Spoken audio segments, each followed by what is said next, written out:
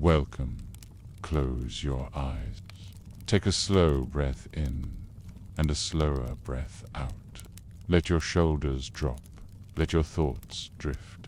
If you find comfort here, if you enjoy being carried by this soft reflection, remember to like the video and subscribe. It helps more than you know, and it lets me continue making these endless night wanderings. And you don't need to stay focused.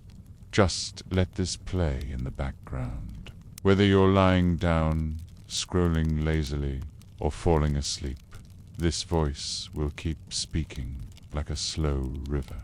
You don't need to hold on. You can let go. Now, let's drift into the question that brought us here. Why does everyone feel alone in a connected world?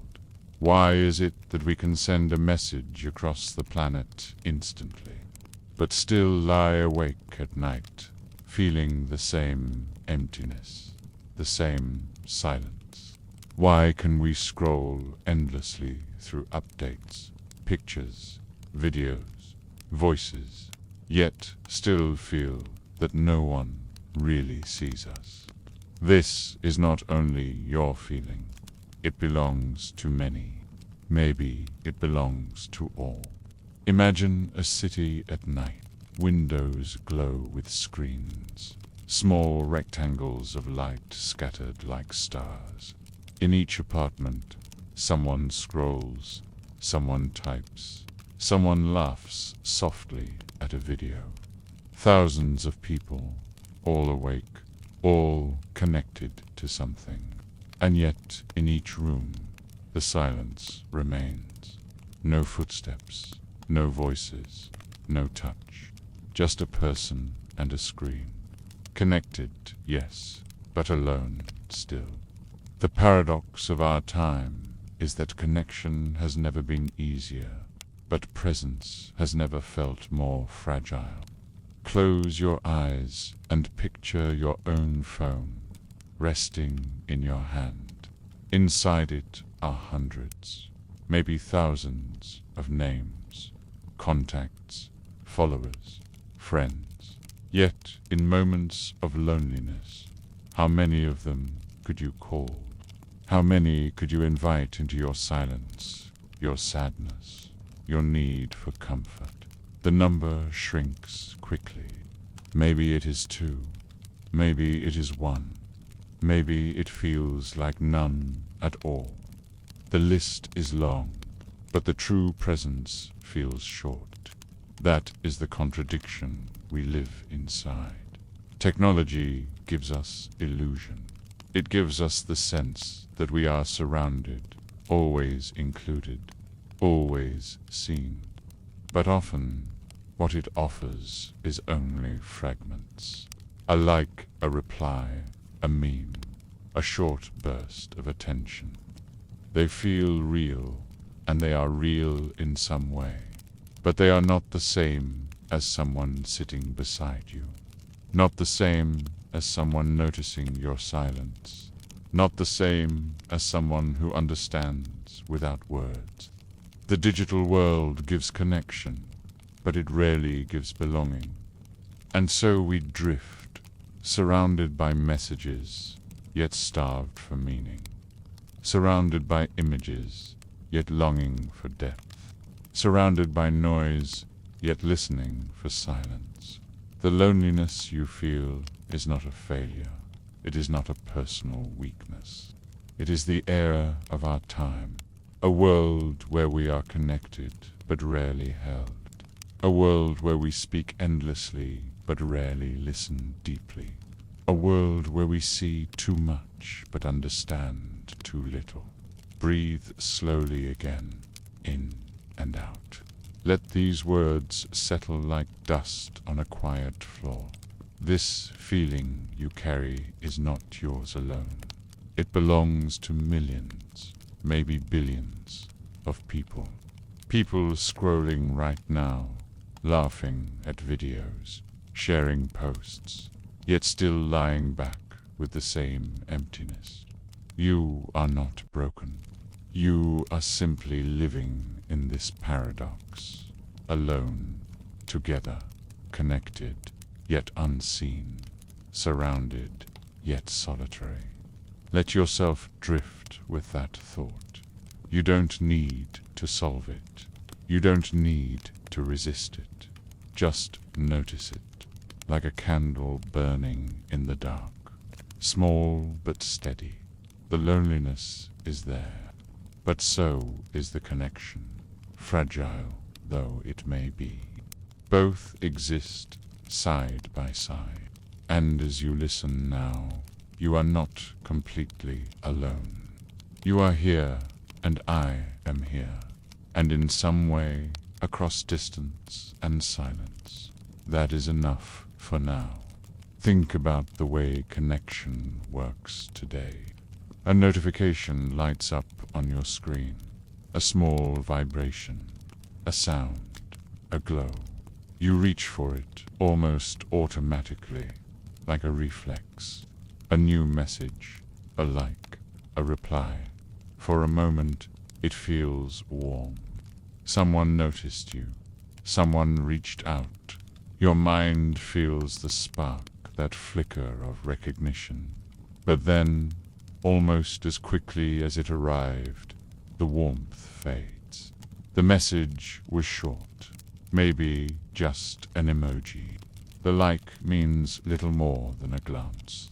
The reply was rushed, typed while the other person was distracted. It is connection, yes, but it is thin, fragile, easily broken. Close your eyes and picture this happening thousands of times. Tiny bursts of connection, like drops of water falling on dry ground. They moisten the surface, but they never soak in. They do not reach the roots. And so the soil remains thirsty, craving more, always waiting for something deeper. That is how digital life feels. A stream of small touches, never quite enough to satisfy the deeper longing for presence. This is why loneliness can grow even in the middle of constant messages. Because what we crave is not only being noticed, but being known. Not only a reply, but a response that carries meaning. Not only a like, but a moment of real attention. The digital world is full of surfaces, full of glimpses, full of fragments. But when everything is shallow, the depth we need feels further and further away. Imagine scrolling late at night, post after post, image after image, sound after sound. Each one sparks a second of attention, a laugh, a sigh, a shake of the head. But as you keep scrolling, you begin to notice the emptiness underneath. The laughter fades quickly, the memory slips, the moment passes without weight. The hours pass, and when you finally put down the screen, you feel not fuller but emptier, as though all those fragments slipped through your hands without leaving anything behind. We live in a paradox. We are surrounded by endless voices, yet so many of them feel distant, disembodied, anonymous. We crave belonging, but we receive content. We crave presence, but we receive distraction. We crave silence, but we drown in noise. The more we reach, the thinner it feels. The more we scroll, the lonelier we become. The more we are connected, the less we feel seen. Take a breath, slow and steady. Notice how heavy your body feels. Notice how still the room is around you. In this silence, you can feel how deep the craving for connection truly runs. It is not about messages or likes or numbers. It is about someone truly knowing you, someone who understands without explanation, Someone who sits with you in silence and makes the silence feel safe instead of empty.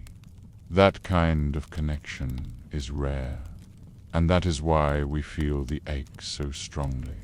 But it is also why loneliness is not only personal, it is structural, built into the way our world connects us. Technology gives us endless contact but little closeness. It gives us the shape of conversation without its weight. It gives us the performance of presence without its comfort. We are trained to mistake fragments for fullness, but our hearts cannot be fooled forever. The hunger remains, and it shows itself in the quiet moments, in the long nights, in the weight of emptiness that lingers when the screen goes dark. You are not alone in this. Millions of people lie awake with their screens glowing, scrolling endlessly, feeling the same emptiness, carrying the same question. Why does no one really see me? The answer is not that you are unworthy of being seen.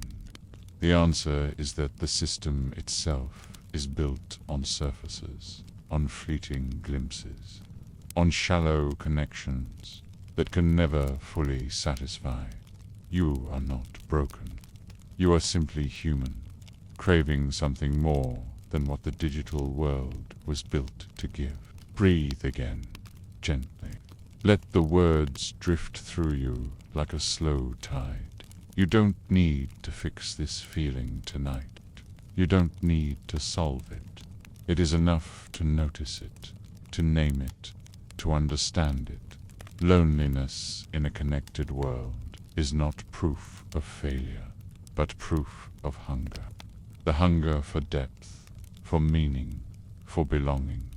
And even if you cannot reach it now, even if the screen feels empty, the longing itself is a reminder. You are alive. You are human. You are still reaching for what matters. Loneliness always feels heavier at night. During the day, noise surrounds us. Work, study, errands, scrolling, conversations, all of it fills the hours. Even if the connection is shallow, it keeps the silence away. But when night comes, when the world grows quiet, when screens dim and voices fade, the emptiness reveals itself. It has been there all along, waiting beneath the noise. And in the stillness of night, we can finally hear it. Imagine lying in bed with the phone glowing in your hand. The room is dark except for that rectangle of light. You scroll, searching for distraction, for something to push away the silence. Each post, each video, each message delays the moment. But slowly, as the night deepens, the content runs together. The jokes blur, the images fade, the replies grow fewer. You refresh again and again, but the world grows quieter with each passing minute. And finally, you feel it. The ache, the weight, the sharp reminder that connection has limits, and that you are here, alone, in your room. Close your eyes and picture the contrast. Billions of people connected, screens glowing in every city, every town, every home.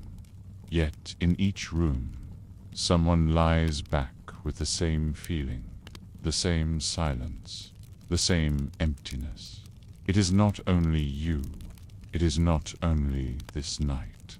It is the echo of a world where connection has multiplied, but belonging has thinned.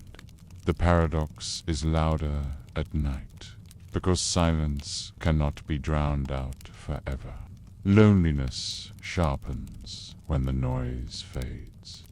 During the day, the fragments of connection, the messages, the likes, The small glances of attention are enough to distract us. They fill the cracks. They give the illusion of closeness. But at night, the illusion weakens. We realize how shallow the fragments are. We see how thin the ties can be. And in that realization, the ache grows. The body longs for touch, for presence, for closeness. The mind longs for understanding, for recognition, for belonging. And when those needs are unmet, the silence becomes heavy. Take a slow breath, steady and calm. Feel how the air moves in and out of your body. This is what night offers. Not only silence, but space. Space to feel what was hidden. Space to notice what was blurred by distraction. Loneliness feels sharper, but it is also clearer. It shows us what we truly need, what matters beneath the surface. It reveals that endless scrolling cannot replace closeness, that notifications cannot replace presence, that content cannot replace care. Night magnifies truth, and one truth is this: we are not made for constant distraction. We are made for connection that lingers, that sinks deep, that soothes even in silence. When those connections are absent, no amount of digital noise can erase the hunger. That is why you feel this way. It is not weakness. It is not failure. It is the body and the soul remembering what they need and reminding you, even if it hurts. Imagine again the city at night. Thousands of rooms lit by screens. Thousands of people scrolling. Thousands feeling the same emptiness. You are not alone in your loneliness. Across walls, across miles, across oceans, others feel it too. Each of us thinks it is personal, private, unique. But in truth, it is shared, collective, woven into the fabric of this connected age. The irony is sharp. The very thing that isolates us also unites us in isolation. We are alone, together. Let this thought settle gently. Loneliness at night is not only a wound, it is also a signal. A quiet reminder that your hunger for closeness is real, valid, human. That you are alive, reaching for something beyond screens, beyond fragments, beyond shallow ties. It may not be within reach tonight, but the longing itself is proof that you carry hope, that you still believe in connection that matters, and that belief, even if small, even if fragile, is what keeps the light burning. Breathe again, slow and soft. Let the silence of this moment feel less heavy. You are not alone in this feeling. The night makes it louder, yes, but it also makes it clearer. You are part of something vast and quiet, a network not of screens, but of shared experience, of millions lying awake with the same ache. And in knowing that perhaps the loneliness feels a little lighter, carried not by one, but by many. Loneliness does not only live in our personal lives, it also lives in our work. Modern culture often ties identity to career, to productivity, to achievement. We are taught to measure ourselves by how much we do, by what we earn, by the roles we hold. Work becomes not just something we do, but something we are. And yet, within this system, loneliness thrives. Because when worth is tied to productivity, presence is forgotten. When life becomes performance, connection becomes secondary. Imagine someone who spends long hours in an office. They are surrounded by coworkers, emails, meetings, conversations.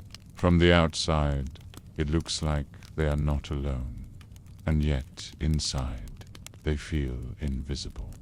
The conversations are shallow, focused on tasks, on deadlines, on results. The relationships rarely go deeper than small talk. The person may be efficient, successful, respected, but they are not truly known. And the loneliness they carry is heavy, hidden beneath the mask of competence. Close your eyes and picture someone climbing the ladder of success.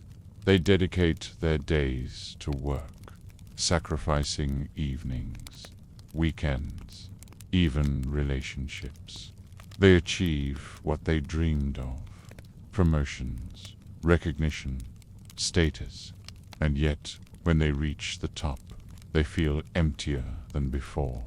The applause fades quickly, the responsibilities grow heavier, and the connections they sacrificed along the way are gone, or thin, or strained. The success looks bright, but inside it feels hollow. This is one of the quiet truths of ambition. It can give us purpose, but it can also isolate us. The more we tie our identity to work, the more fragile our sense of belonging becomes. Because colleagues may respect our skills, but that is not the same as seeing our souls. And when work ends, when the tasks are finished, the loneliness returns, sharper for having been hidden beneath busyness. Take a slow breath. Notice how often busyness is used as a shield against loneliness. The packed schedule, the constant movement, the endless deadlines. They leave no room for silence, no space for the ache to rise. But the ache does not disappear. It waits. And when the workday ends, when the noise fades, it speaks again, reminding us that achievement cannot replace presence, that productivity cannot replace intimacy, that being busy is not the same as being seen. Imagine someone who has just completed a big project. The congratulations come, the recognition feels good, but the next morning, the inbox is full again. The cycle resumes. There is no lasting presence in the achievement, only a fleeting high. And in the quiet that follows, loneliness feels heavier. Because success cannot hug you, deadlines cannot listen, status cannot share silence. Work also creates loneliness through competition. In many workplaces, people are encouraged to compare, to outperform, to prove themselves. This creates distance, not closeness. Co-workers may share space, but not trust. They may collaborate, but cautiously, protecting themselves from vulnerability. In this environment, true friendship is rare. And so, even surrounded by people, workers may feel like strangers, each carrying their own loneliness in silence. Breathe again, slowly. The loneliness of work is not just about isolation. It is also about invisibility. To be valued for output, but unseen as a person. To be recognized for performance, but not for presence. To be surrounded by colleagues, but starved for connection.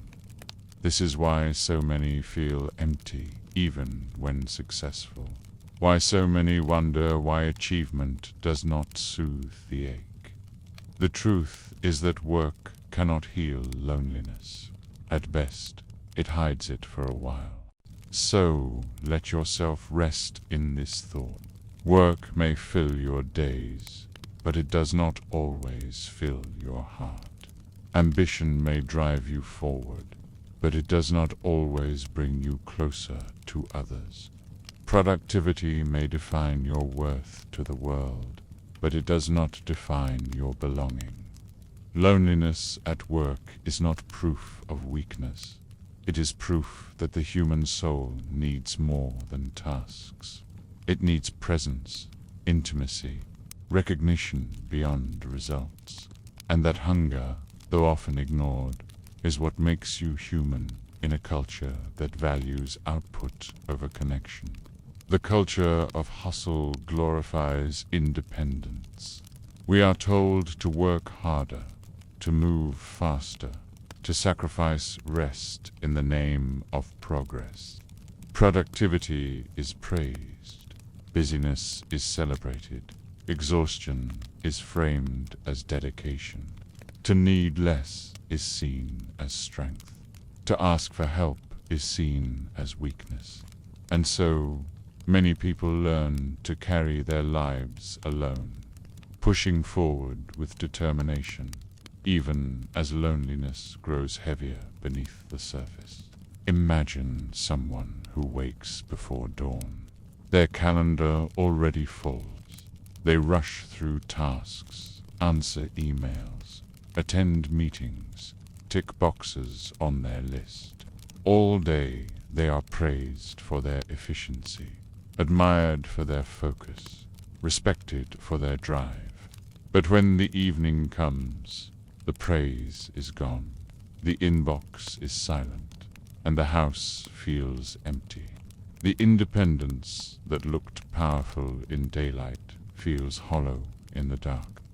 They built their life on self-reliance, but in the quiet, the absence of connection aches. Close your eyes and picture how this message of independence is taught. From a young age, people are told to stand on their own, to compete, to achieve. Dependence is framed as weakness. Collaboration is valued only if it increases productivity. Vulnerability is discouraged because it slows the pace. The result is a culture where asking for comfort feels shameful, where admitting loneliness feels embarrassing, where connection is secondary to performance. And yet, beneath the performance, everyone still longs for presence. This is why so many people feel disconnected in the hustle culture. They are surrounded by co-workers, clients, opportunities, but they cannot admit their need for closeness. They cannot confess their exhaustion. They cannot say out loud that the drive for independence has left them feeling isolated. And so, each one carries the same loneliness, each one hiding it behind busyness, each one believing they are the only one struggling. Take a slow breath. Notice how heavy this expectation of independence feels. To never ask, to never show weakness, to never need anyone. It promises strength, but it creates distance. It promises pride, but it breeds emptiness. Because the truth is simple. No one can thrive without others. No one can live fully without presence, without trust, without belonging. Independence may build success, but connection builds life. Imagine a person at the peak of their career. They have money, recognition, influence. Their independence is complete. They answer to no one. They rely on no one. And yet, when the day ends, they realize there is no one beside them to share it with. The independence that once felt like freedom now feels like a cage. Because independence without connection is not strength. It is isolation disguised as success. The hustle culture also feeds burnout, which deepens loneliness. Exhaustion leaves little space for friendship, for intimacy, for community. When every ounce of energy is spent on work, nothing is left for connection. People cancel plans, skip calls, withdraw into rest, not because they don't care, but because they have nothing left to give. And slowly their circles shrink, their relationships weaken, their loneliness grows. Burnout does not only steal energy, it steals presence. Breathe again, gently. The loneliness created by hustle is not your fault. It is not proof that you are failing. It is proof that the system itself is unbalanced. It praises independence, but ignores belonging. It rewards busyness, but forgets presence.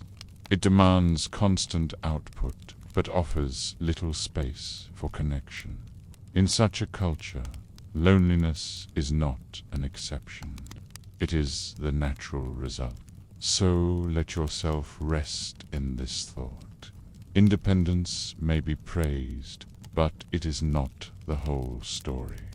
Productivity may bring recognition, but it does not bring belonging. Busyness may fill the hours, but it does not fill the heart. You are not weak for craving connection. You are not failing for feeling lonely in a culture that worships hustle. You are simply human, carrying a need that no amount of independence can erase. And that need is not a flaw. It is the truth of what makes life meaningful. Work and ambition often create connections, but not always the kind that soothe loneliness. In many careers, relationships are built around networking, collaboration, efficiency. People exchange business cards, share projects, attend meetings, join conferences. The bonds can look strong, but they are often shallow, tied to usefulness, not intimacy. You may know many names, many faces, many contacts, but still feel unseen, because these connections are transactional, not personal. They exist for exchange, not belonging. Imagine standing at a networking event. The room hums with conversation, handshakes, introductions. Everyone smiles. Everyone exchanges words. Everyone asks polite questions. For a moment, you feel included. But as the evening goes on, the conversations blur. The smiles are rehearsed, the answers polished, the attention fleeting. You leave with a handful of contacts, but none of them feel like friends. The room was full of connection, but empty of closeness. And the loneliness returns, sharper for having been hidden beneath performance. Close your eyes and picture the daily rhythm of many workplaces. Co-workers gather in meetings, brainstorm, share updates. The talk is constant, but it rarely touches what matters most. Fear, hope, longing, sadness. The conversations are efficient, polite, professional. They keep the machine running, but they do not nourish the soul. You may spend hours with these people, even years, but still feel like strangers. The bond exists, but it is thin, fragile, limited to roles. This is not because people do not care. It is because the system does not allow space for depth. Work demands productivity, not intimacy. Meetings reward speed, not silence. Conversations are filtered, edited, polished. Vulnerability is discouraged. And so, even when surrounded by colleagues, many feel unseen. The loneliness here is not about being without people. It is about being with people who cannot fully see you, because the roles you both play do not allow it. Take a slow breath. Notice how tiring it feels to wear a role all day, to smile when you do not feel like smiling, to speak with confidence when you feel uncertain, to stay polite when you long for honesty. This constant performance keeps the workplace smooth, but it also keeps us hidden, and what is hidden cannot be soothed. The loneliness we carry in work is not always visible, but it is heavy because it grows beneath the mask of professionalism. Imagine someone leaving the office after a long day. They have spoken to dozens of people, answered countless emails, joined endless conversations. But as they walk home, they realize they feel more drained than connected. The words were many, but none of them were deep. The presence was constant, but none of it was close. They were seen in their role, but not in their self. And the loneliness feels sharper for it. This is why ambition can feel so hollow, even when it succeeds. To achieve means to be recognized in your role, but not always in your soul. People admire your skills, your work, your output, but they may not know your fears, your dreams, your tenderness. They know the performer, not the person. And when you realize this, the applause feels thin, the recognition feels empty, and loneliness remains. Breathe again, slowly. You are not broken if you feel lonely in your work, even when surrounded by people. You are not failing if your career feels full, but your heart feels empty. The loneliness is not proof that you lack connection. It is proof that the kind of connection offered in work, transactional, professional, polished, cannot replace the intimacy your soul longs for. So let yourself rest in this truth. Networking is not friendship. Colleagues are not always community. Recognition is not the same as belonging. These things can matter, they can sustain, they can open doors, but they cannot erase loneliness. What you long for is deeper. What you need is presence without performance, recognition without role, closeness without transaction. And though work may not provide it, the longing itself is proof that you still believe it is possible. Loneliness is not only about connection with others, it is also about connection with ourselves. In a connected world, we are constantly shown images of other lives, curated, polished, bright. We scroll through achievements, vacations, friendships, milestones. Each picture whispers a comparison. Each post suggests a standard. And slowly, we begin to measure ourselves against the fragments of others. In doing so, we lose sight of who we are. We become strangers in our own lives. And that, too, is a form of loneliness. Imagine someone scrolling late at night. The room is quiet, but the screen glows with endless lives, smiling faces, new homes, happy couples, successes announced proudly. At first, they feel entertained, even inspired, but the longer they scroll, the heavier they feel. Their own life seems smaller, their own achievements thinner, their own presence dimmer. They close the app, but the ache lingers, not because they lack connection, but because they feel disconnected from themselves, unseen, unnoticed, unworthy in comparison. Close your eyes and picture how often this happens. The constant feed of other people's fragments becomes a mirror, but a distorted one. It reflects not who we are, but who we are not.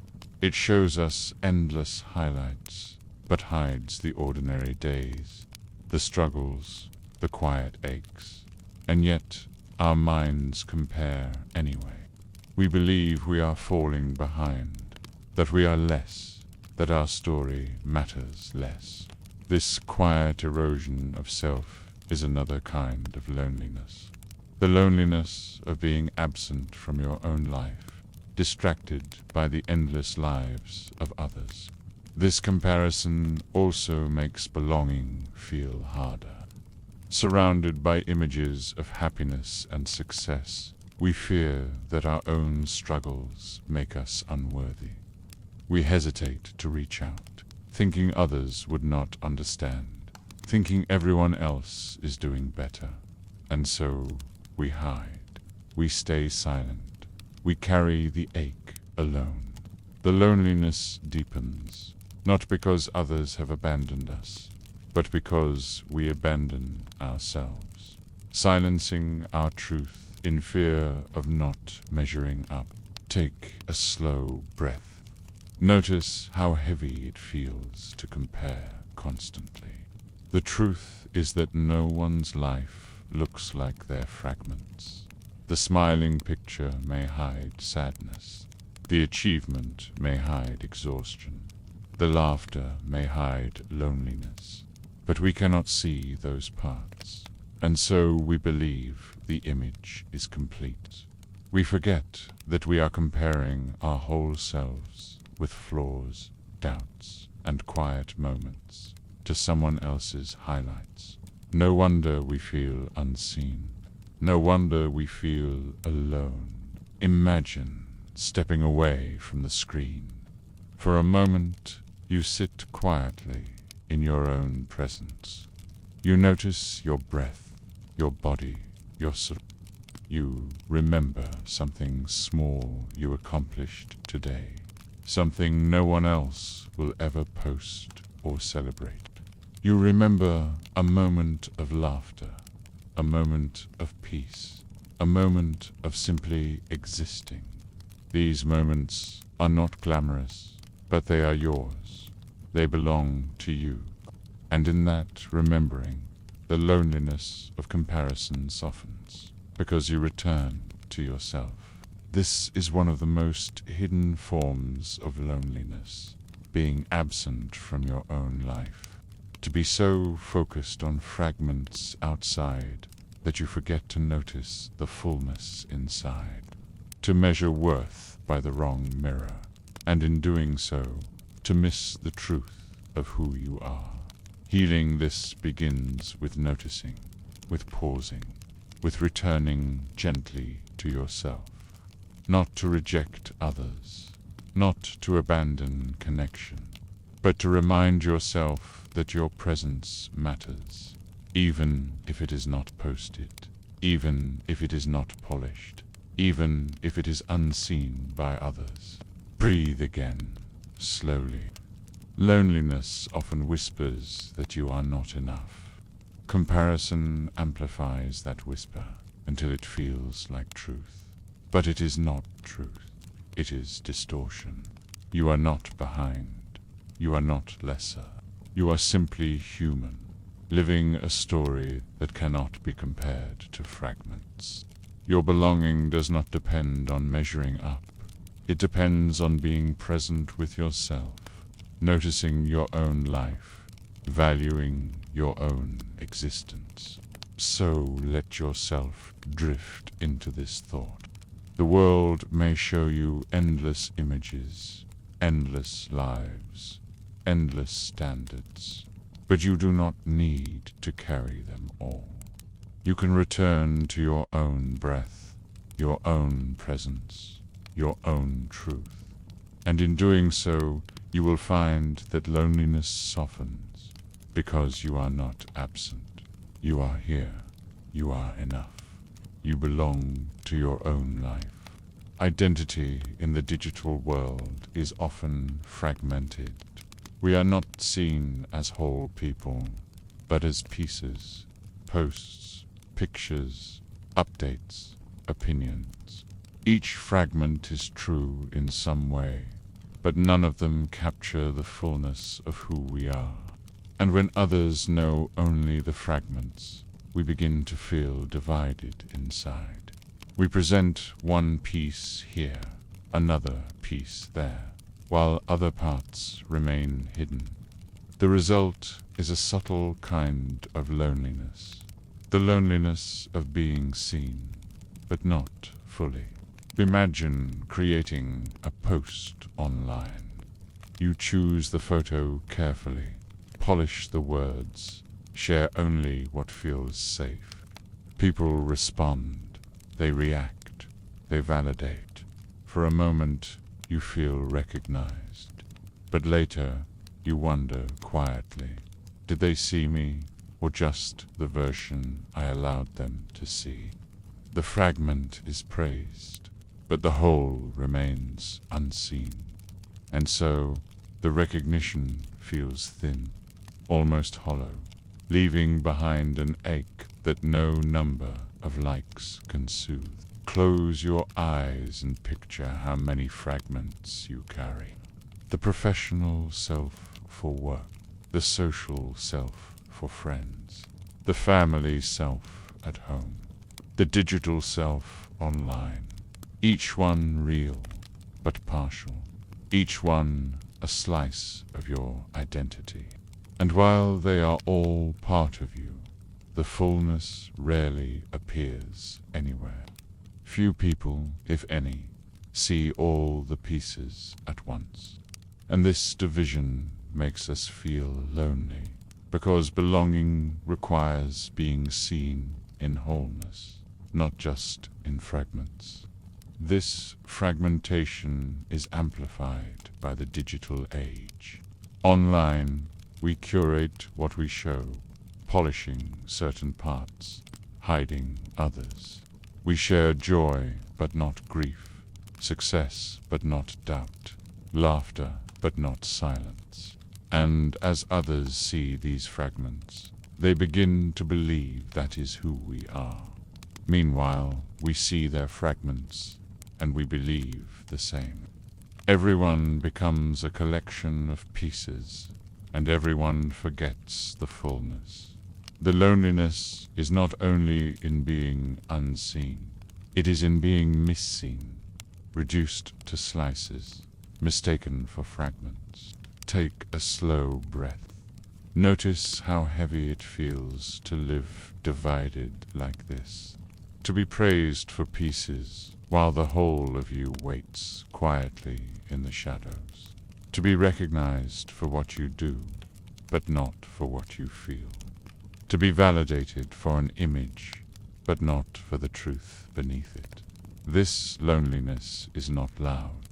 It does not always come with tears. It comes with a quiet hollowness, a subtle ache, the sense that even when noticed, you are still invisible. Imagine someone who has thousands of followers online. They are admired, celebrated, recognized, but only for a part of themselves. Their work, their art, their humor, their beauty. The rest remains hidden, untouched. Late at night, they scroll through the recognition and still feel alone. Not because they are unseen, but because they are only partially seen. This is the paradox of fragmented identity. The more recognition we receive for pieces, the lonelier we feel for the whole that no one knows.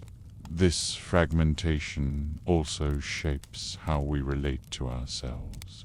When we spend so much time curating, polishing, dividing, we can forget the truth of who we are. We may begin to see ourselves only in fragments. The successful part, the funny part, the beautiful part, and ignore the the rest. But the ignored parts still live inside us, and when they go unseen, even by us, the loneliness grows. Because to abandon parts of ourselves is another way of being alone. Breathe again, slowly. You are not broken for feeling this way. Everyone carries fragments. Everyone shows different pieces in different places. Everyone hides parts of themselves, sometimes for safety, sometimes for acceptance, sometimes out of fear. You are not failing by being fragmented. You are human. The loneliness that follows is not proof of weakness. It is proof that you long for wholeness, to be seen fully, to be accepted fully, to belong as you are, not as a collection of pieces. So let yourself rest in this thought. Being seen in fragments is not the same as being unseen. Sometimes it can hurt more, because it reminds you of the gap between who you are and who is recognized. But the longing you carry to be seen in wholeness is not hopeless. It is a reminder of your truth. You are more than the fragments.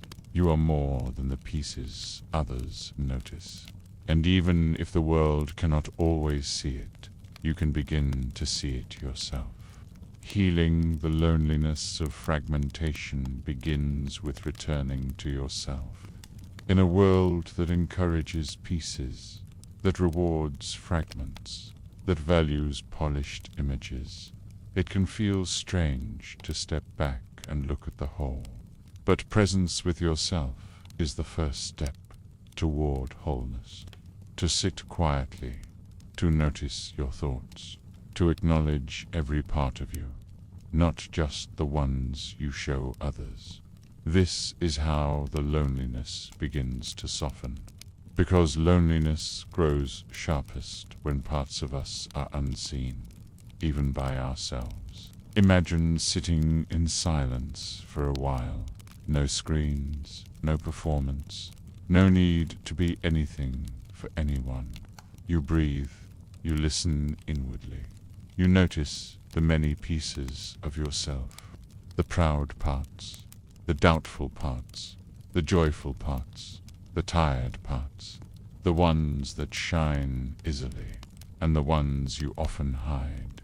At first it feels messy, like too much, but slowly it begins to feel real. You remember that you are not only fragments, you are whole, even if no one else sees all of you. Close your eyes and picture gathering the pieces of yourself, the mask you wear at work, the smile you put on for friends, the silence you keep in family, the images you post online, each one placed gently in your hands, not rejected, but included. Each one belongs to you, but none of them are you entirely. And as you gather them, you begin to see the fuller picture, the person beneath the fragments, the whole self waiting to be remembered. This remembering changes the shape of loneliness. It does not erase it, but it makes it less sharp, because loneliness often whispers that you are unseen. But when you see yourself fully, you are no longer completely invisible, even if others do not notice every part you do. And that recognition, quiet and gentle, becomes a form of belonging. It does not replace connection with others, but it gives you a ground to stand on. Take a slow breath. Notice how different it feels to carry yourself with presence, to accept that you are more than what others see, to allow every part of you space, even the ones you usually hide. This acceptance is not loud. It does not mean broadcasting everything. It does not mean forcing others to understand. It simply means that within yourself, you no longer divide. You no longer abandon pieces. You allow wholeness. And in wholeness, loneliness softens. Imagine journaling late at night. You write honestly, without editing, without worrying how it looks. Words spill out, messy, raw, true. Later, when you read them back, you feel both surprised and relieved. Surprised because you had been hiding these parts even from yourself. Relieved because now they are seen, even if only on paper. This is presence. This is self-recognition. This is wholeness beginning to return. Wholeness also creates space for deeper connection with others. When you no longer divide yourself, when you no longer hide entire parts, you become more open to vulnerability. You may share more honestly, risk more gently, invite others to see beyond the fragments, and in doing so, you allow intimacy to grow. Others may not always understand, but some will, and those moments of recognition, though rare, feel powerful. They remind you that belonging is not found in fragments, but in truth. Breathe again, slowly. The path to wholeness is not instant. It is not perfect. You may still hide at times, still fragment, still perform. That is natural. But the more you practice presence with yourself, the more you notice when you are dividing, the more you remember to return to wholeness. Each time you do, loneliness loses a little of its edge, because the ache of being unseen is softer when you are no longer unseen by yourself. So let yourself drift into this thought. You are not only the pieces others notice. You are not only the roles, the images, the fragments. You are whole. And when you allow yourself to be whole, when you hold space for all that you are, you create a place of belonging inside yourself. Loneliness may remain, but it is no longer emptiness. It is simply space. Space that can hold presence. Space that can hold connection. Space that can hold you fully and gently. Loneliness is not only about people, it is also about meaning. Many times, what we truly long for is not just connection with others, but connection with purpose. We want to feel that our lives matter, that our days add up to something, that our presence makes a difference in the world around us. And when this meaning feels absent, loneliness grows. Not just the loneliness of being unseen, but the loneliness of feeling unrooted, disconnected from purpose itself. Imagine waking up in the morning and moving through the day without clear direction. The hours pass, work, chores, distractions, but none of it feels deeply connected to who you are. The days blur together, tasks done but not felt. At the end of the day, you wonder quietly, does any of this matter? Does anyone notice? Am I moving toward something, or just drifting? The emptiness is not only about people, it is about meaning, and that emptiness can feel even heavier than solitude. Close your eyes and picture someone searching for purpose. They try different paths, new goals, new projects. Each one gives them energy for a while, but soon the excitement fades, and the ache returns. They scroll through others' lives, comparing, wondering why everyone else seems to have direction, why everyone else seems to know their place. The loneliness sharpens. not because they are alone, but because they feel lost in their own story. This search for meaning has always been part of being human, but in the connected age, it feels sharper. Surrounded by images of achievement, of success, of curated lives, we feel pressure to define our purpose quickly, clearly, impressively. But meaning is not always loud. It is not always glamorous. It is not always something we can post. And when we forget this, we mistake quiet meaning for absence, and we feel lonely in our own lives. Take a slow breath. Notice how heavy this pressure feels. To always be striving, to always be achieving, to always be proving that your life has value. This pressure is not the same as purpose. It is noise. True meaning is quieter, softer, often found in small acts, in simple moments, in steady presence.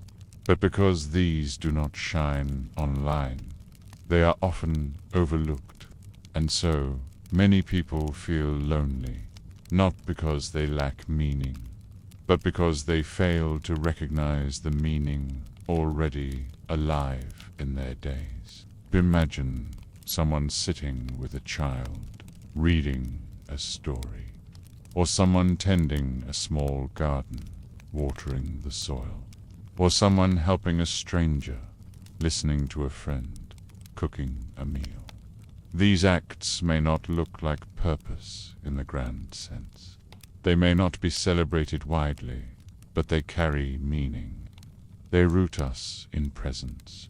They remind us that belonging is not only found in crowds, but also in the quiet ways we connect to life itself.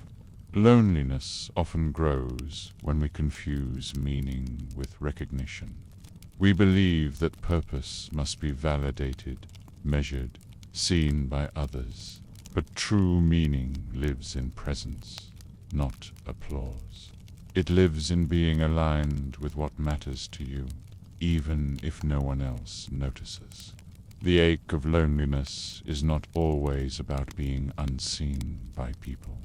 Sometimes it is about being unseen by yourself, forgetting to notice the quiet meaning in your own life. Breathe again, slowly.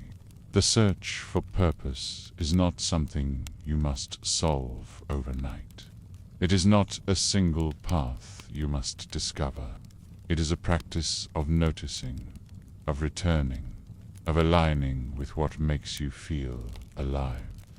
The more you notice, the more rooted you become, the less sharp loneliness feels. Because even when you are alone, meaning can hold you. Even when others do not see, presence can ground you. So let yourself drift into this thought. You may feel lonely because you have not yet found the grand purpose you imagine.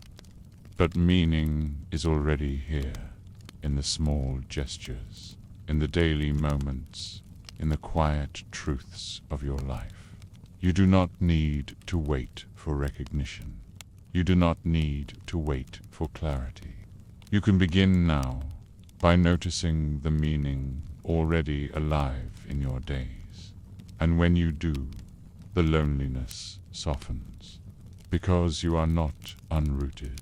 You are already connected to yourself, to life, to purpose that whispers quietly, even in silence. The search for meaning often drives us into overwork, distraction, or comparison. We tell ourselves that if we achieve enough, if we stay busy enough, if we match the lives we see around us, then the emptiness will fade. But this chase rarely leads to peace.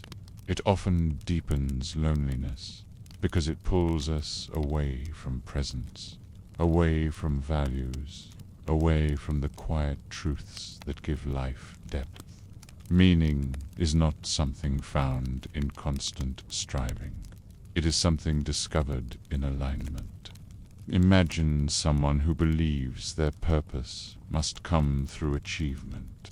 They work tirelessly, pushing past exhaustion, adding goal after goal to their list. Each milestone brings a moment of satisfaction, but the relief fades quickly and the hunger returns. They keep climbing, keep proving, keep pushing, but no matter how much they achieve, they still feel hollow. The loneliness here is not about being unseen by others. It is about being unseen by themselves, mistaking productivity for purpose. Close your eyes and picture someone else who seeks meaning in distractions. They fill their days with noise, endless scrolling, endless entertainment, endless updates. For a while, the emptiness is quieted. The loneliness is blurred by stimulation. But when the screen goes dark, the ache returns, louder than before, because distraction does not create meaning. It only delays the awareness of its absence. And the longer we delay, the sharper the loneliness feels when silence returns. Comparison is another path that steals meaning. Surrounded by images of other lives, we believe our own meaning must look the same, glamorous, impressive, celebrated. We begin to measure ourselves against those standards, reshaping our lives to fit what we think meaning should be. But in doing so, we drift further from our own truth. We abandon what matters to us in pursuit of what matters to others. And the more we drift, the lonelier we feel, because we are no longer living our own story. Take a slow breath. Notice how heavy these patterns feel. The overwork, the distraction, the comparison. Each one promises relief, but each one leaves us emptier. The truth is that meaning is not found in noise. It is found in quiet alignment. Alignment with values, with presence, with the small acts that reflect who we are. This kind of meaning is not glamorous. It does not always earn recognition, but it roots us. And in rooting, it softens loneliness. Imagine someone who decides to live by their values, even in small ways. They value kindness, so they offer it in daily gestures. They value creativity, so they make time to write, to paint, to imagine, even if no one else ever sees it. They value honesty, so they speak their truth gently, even when silence would be easier. These acts may seem ordinary, but they carry weight. They create meaning, not because they are large, but because they are aligned. And in that alignment, belonging grows. Belonging to oneself, belonging to life, belonging to something deeper than applause. This is the quiet secret of meaning. It does not need to be found in grand goals. It can live in small acts, repeated daily, aligned with what matters most to you. A single moment of truth, a single gesture of care, a single choice to honor your values. These create a thread of connection that weaves through your days. And when the thread is strong, loneliness softens, because you no longer feel adrift. You feel rooted in something steady, even when life is uncertain. Breathe again, gently. You may still long for larger purpose, for grand clarity, for direction that feels certain. That longing is natural, but you do not need to wait for it in order to belong now. You can begin with presence, with values, with alignment in small ways. The meaning you seek is not far away. It is already here, waiting to be noticed in the ordinary acts that reflect your truth. So let yourself drift into this thought. Overwork cannot give you belonging. Distraction cannot give you depth. Comparison cannot give you truth. Meaning is not in chasing more. It is in noticing what is already alive, in choosing alignment with values, in honoring what matters quietly, daily. And when you begin to live this way, the loneliness shifts. It does not vanish, but it becomes softer, because you are no longer disconnected from yourself. You are present, aligned, alive in your own story. Loneliness and meaning may seem like opposites, but they are deeply connected. Loneliness is the ache of absence, the longing for connection, for presence, for belonging. Meaning is the sense of presence, the feeling that life itself has weight, that our days are not empty, that we belong to something larger than ourselves.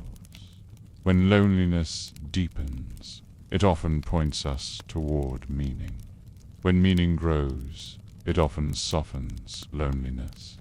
The two walk together, one showing us what is missing, the other reminding us what is possible. Imagine someone sitting quietly in the middle of the night. The room is still. The phone is silent. The world feels far away. Loneliness rises, sharp and heavy. At first, it feels like emptiness, like nothingness. But if they stay with it, if they listen, they may notice something hidden inside the ache, a longing, a reminder that they want more from life, that they want to belong, that they want to feel connected. The loneliness itself is not only emptiness, it is a signal pointing toward meaning. Close your eyes and picture how loneliness creates space. In silence, in solitude, in absence, we are forced to face ourselves. We can no longer distract ourselves endlessly. We can no longer pretend the ache is not there. And in that raw space, we have the chance to ask deeper questions. What do I long for? What matters to me? Where do I feel most alive? These questions are not easy, but they are the doorway to meaning. Loneliness clears the noise so we can hear them. This is why loneliness, though painful, can also transform us. It reminds us that presence cannot be faked, that connection cannot be replaced by fragments, that belonging cannot be bought with numbers. It pushes us gently, sometimes harshly, back toward what matters, toward honesty, toward values, toward intimacy, toward purpose. The ache is not only a wound, it is also a compass. Take a slow breath. Notice how differently loneliness feels when seen this way. Not as proof of failure, but as invitation. Not as emptiness, but as space. Not as weakness, but as longing. When we stop fighting it, when we stop hiding it, when we allow it to speak, loneliness becomes less frightening.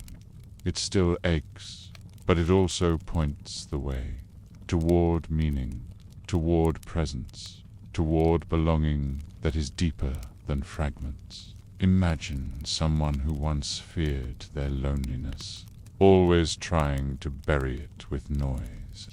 But slowly they begin to sit with it. They journal, they reflect, they allow the silence. And within the ache, They discover truths they had forgotten. They realize they value connection more than success, honesty more than image, presence more than productivity. They begin to make small changes, aligning their days with these values. The loneliness does not vanish, but it becomes lighter, because now it is accompanied by meaning. This is the quiet transformation possible when we embrace both loneliness and meaning. They do not cancel each other out. They coexist. The loneliness reminds us of what we long for. The meaning roots us in what we can create. Together they make life richer, even if imperfect. Together they remind us that emptiness is not the end. It is the beginning of presence. Breathe again, gently. You may still feel lonely. You may still ache. That is natural. But let the ache point you toward meaning, instead of away from it. Let it remind you of your values, of your truth, of your longing to belong. Let it show you that you are alive, still reaching, still hoping. And let meaning root you in the small ways you can honor that hope, in presence, in connection, in acts that reflect who you are. So let yourself drift into this final thought. Loneliness is not only emptiness, it is space. And space can hold meaning. Space can hold presence. Space can hold the possibility of belonging. You do not need to erase the ache. You do not need to fear it. You can carry it gently, knowing it points the way. And in that carrying, you will find that you are not lost, not broken, not alone. You are simply human, longing for connection, creating meaning, alive in the quiet rhythm of a connected world that often forgets how to see. One of the strongest forces behind modern loneliness is comparison. Social media was built to connect us, to share moments, to keep us close. But what it often does is show us only fragments of other people's lives. The brightest moments, the most polished images, the loudest laughs. We scroll, we see, and without meaning to, we begin to measure ourselves against what we see. And in that silent measuring, loneliness grows. Imagine opening your phone and seeing a friend smiling at a party, surrounded by people, music in the background. Another post shows someone traveling, mountains behind them, sunlight on their face. Another displays success, a promotion, a new relationship, an achievement shared proudly. Each image is real, but also incomplete. What you don't see is the silence after the party, the arguments before the trip, the doubt beneath the success. You see fragments, polished and bright. And when you compare your full, messy, ordinary life to those fragments, you feel smaller, lonelier, less alive. Close your eyes and picture this endless gallery of fragments. Hundreds of people, each presenting only a fraction of themselves. You know it is incomplete. You know it is curated, and yet your body reacts as if it were truth. Your mind begins to whisper, "Why am I not there? Why am I not doing that? Why does my life feel so empty compared to theirs?" The loneliness deepens, not because you are truly isolated, but because you feel unseen in comparison. You measure your unfiltered reality against their carefully chosen highlight, and the balance never feels fair. Comparison magnifies the silence in your own life. If you are alone on a Friday night, scrolling through images of people together, the emptiness feels sharper. If you are tired, scrolling through endless smiles, your fatigue feels heavier. If you are struggling, surrounded by posts of achievement, your struggle feels like failure. The loneliness is not only about being alone, it is about feeling like everyone else belongs, while you remain outside. Take a breath, slow and steady. Notice the truth hidden beneath comparison. The truth is that no one's life is as bright as the fragments they share. Everyone carries silence, boredom, struggle, and pain, but rarely do they post it. The system rewards what looks good, what feels exciting, what shines. And so the loneliness spreads, because each person looks out and sees only brightness, while feeling only heaviness within. Each thinks they are the only one struggling. Each feels the ache more sharply, and the silence grows. Imagine again the city at night, windows glowing with screens, each person scrolling, each person comparing, each person feeling slightly smaller, slightly lonelier, each one believing they are the only one left out.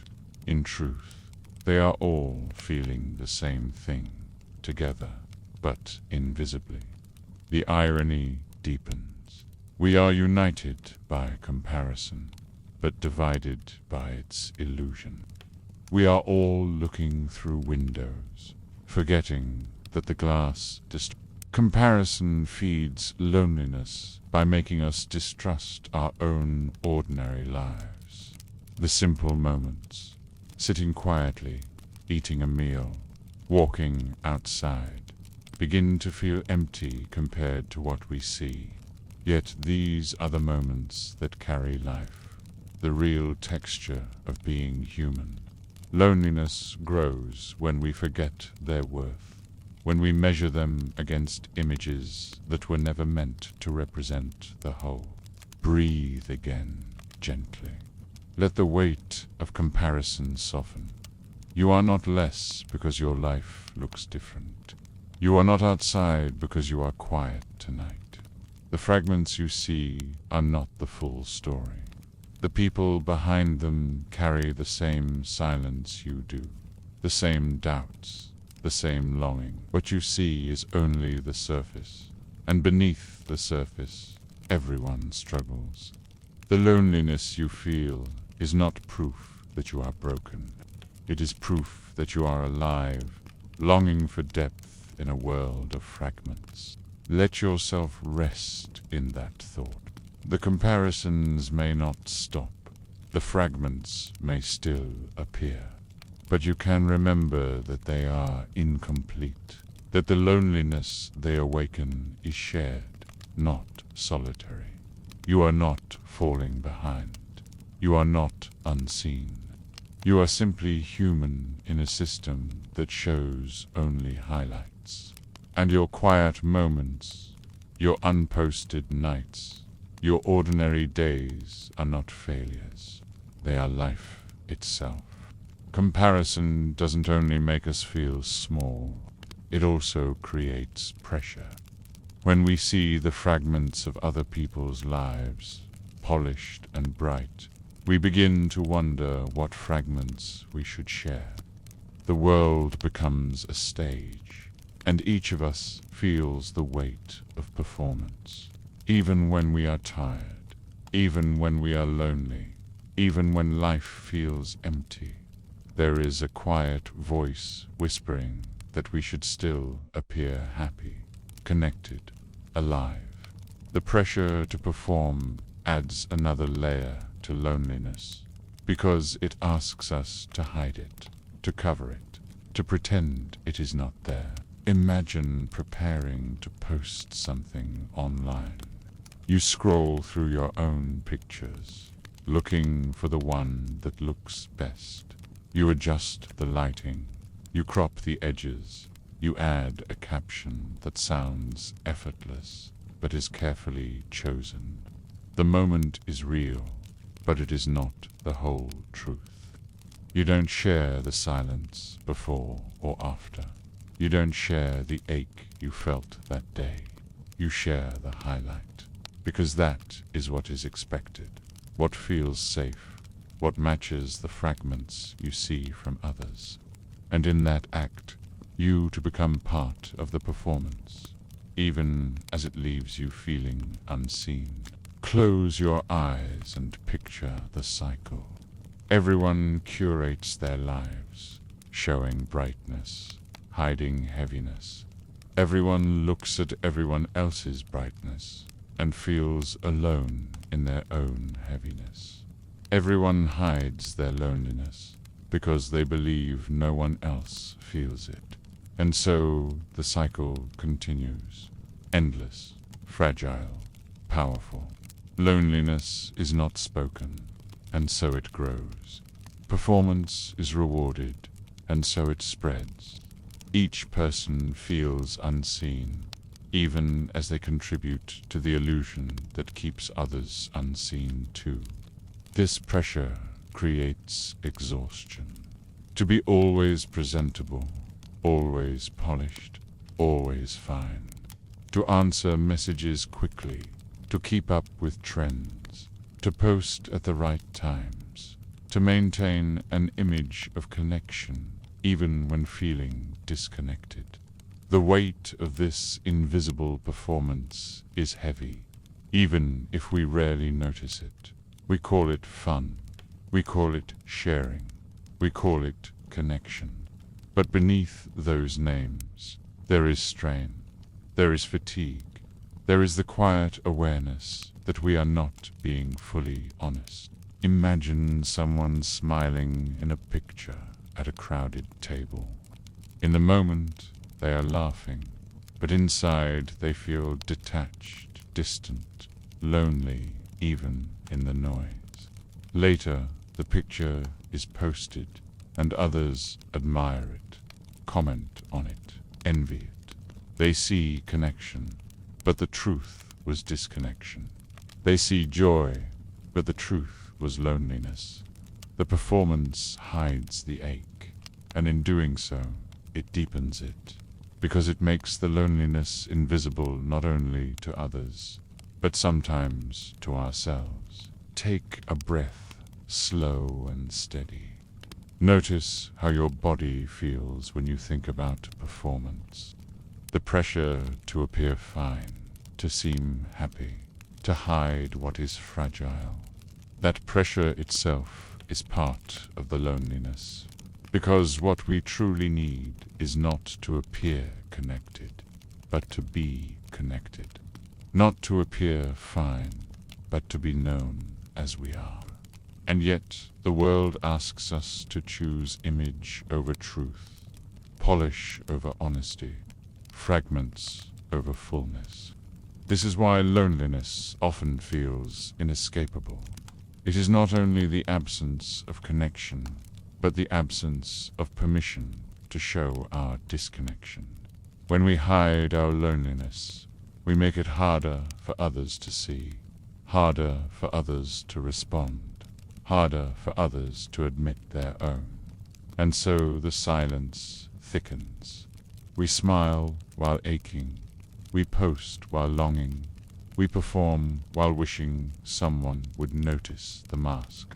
But here is the quiet truth. The mask is not who you are. The loneliness you feel is not failure. It is honesty, hidden beneath performance.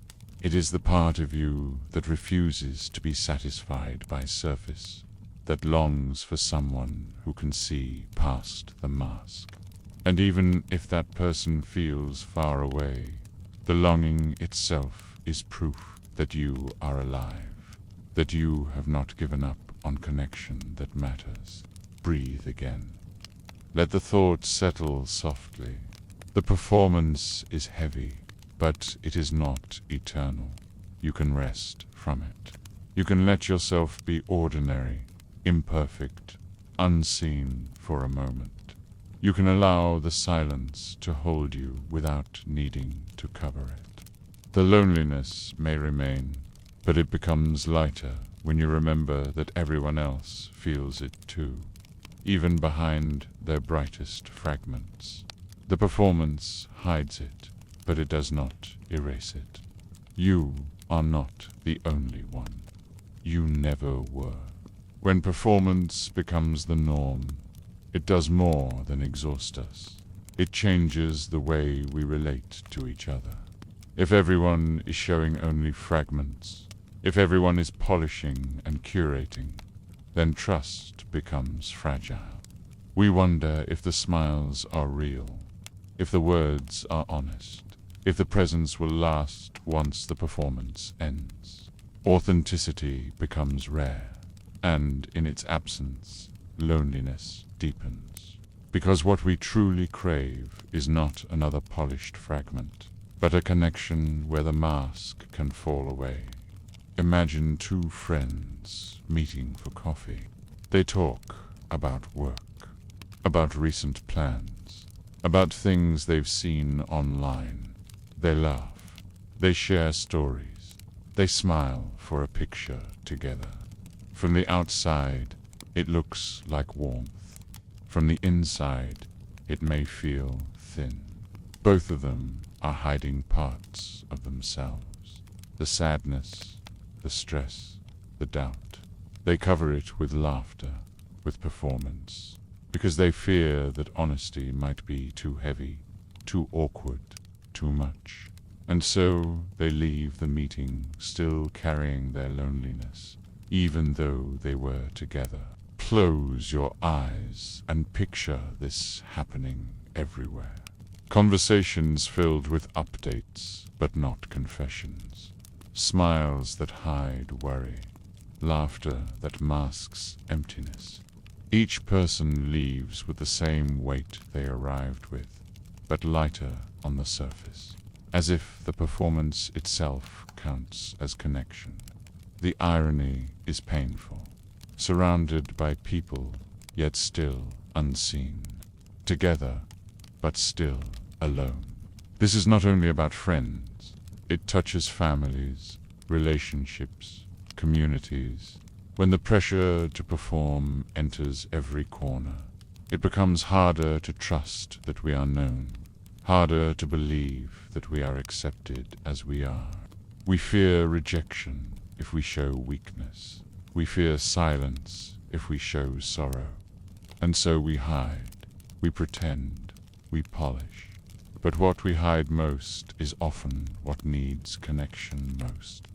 And when it remains hidden, the loneliness grows sharper. Take a breath, slow, steady. Notice how heavy the body feels when thinking about hiding, about performing, about pretending. That weight is not just yours. It is shared. Everyone carries some version of it. Everyone fears being too much or not enough. Everyone hides parts of themselves, even when they wish someone would see them. The loneliness is not yours alone. It is woven into the way performance has replaced presence. Image has replaced intimacy. Imagine what authentic connection would feel like instead. A moment where you don't need to be fine, where you don't need to polish your words, where you can sit in silence and still feel understood. A moment where you admit your loneliness, and the other person nods softly, not with judgment, but with recognition. These moments are rare, but when they come, they feel like oxygen. They remind us of what connection truly is. Not performance, but presence. Not fragments, but wholeness. Not surfaces, but depth. The difficulty is that authentic connection requires risk. It requires letting the masks slip, showing the parts we fear will be rejected. And in a world built on performance, that risk feels terrifying. But without it, the cycle continues. Loneliness remains hidden, even while it grows. And so the paradox endures. Everyone feels alone. Everyone hides it. Everyone believes they are the only one. Breathe again. Let this truth settle softly. You are not alone in craving authenticity. Everyone feels it. Everyone longs for it. And even if the world rewards performance, even if the fragments dominate, the longing remains alive beneath it. That longing is not weakness, it is strength. It is the part of you that still believes in connection that is real. So, as you listen now, in the quiet, let yourself imagine what it would be like to set the mask down, just for a moment, to not perform, to not polish, to not pretend, to be ordinary, fragile, honest, to let someone see you, even if only in your own reflection. That is where loneliness begins to soften, not in pretending it isn't there, but in letting it be seen. You don't have to solve it tonight. You don't have to change the whole world, but you can notice that the pressure to perform is not the whole story. Beneath it, there is still truth. Beneath it, there is still you, and that is enough. Loneliness in our time is not always obvious. It does not always look like sitting alone in an empty room. Often it hides beneath noise, beneath distraction, beneath constant movement. We fill our days with screens, with music, with games, with endless scrolling. We tell ourselves we are not bored, that we are connected, that we are busy. But beneath the noise, something quieter waits. The loneliness does not disappear. It simply hides, disguised by distraction, muted by the flood of stimulation. Imagine waking up and reaching for your phone before you even move from bed.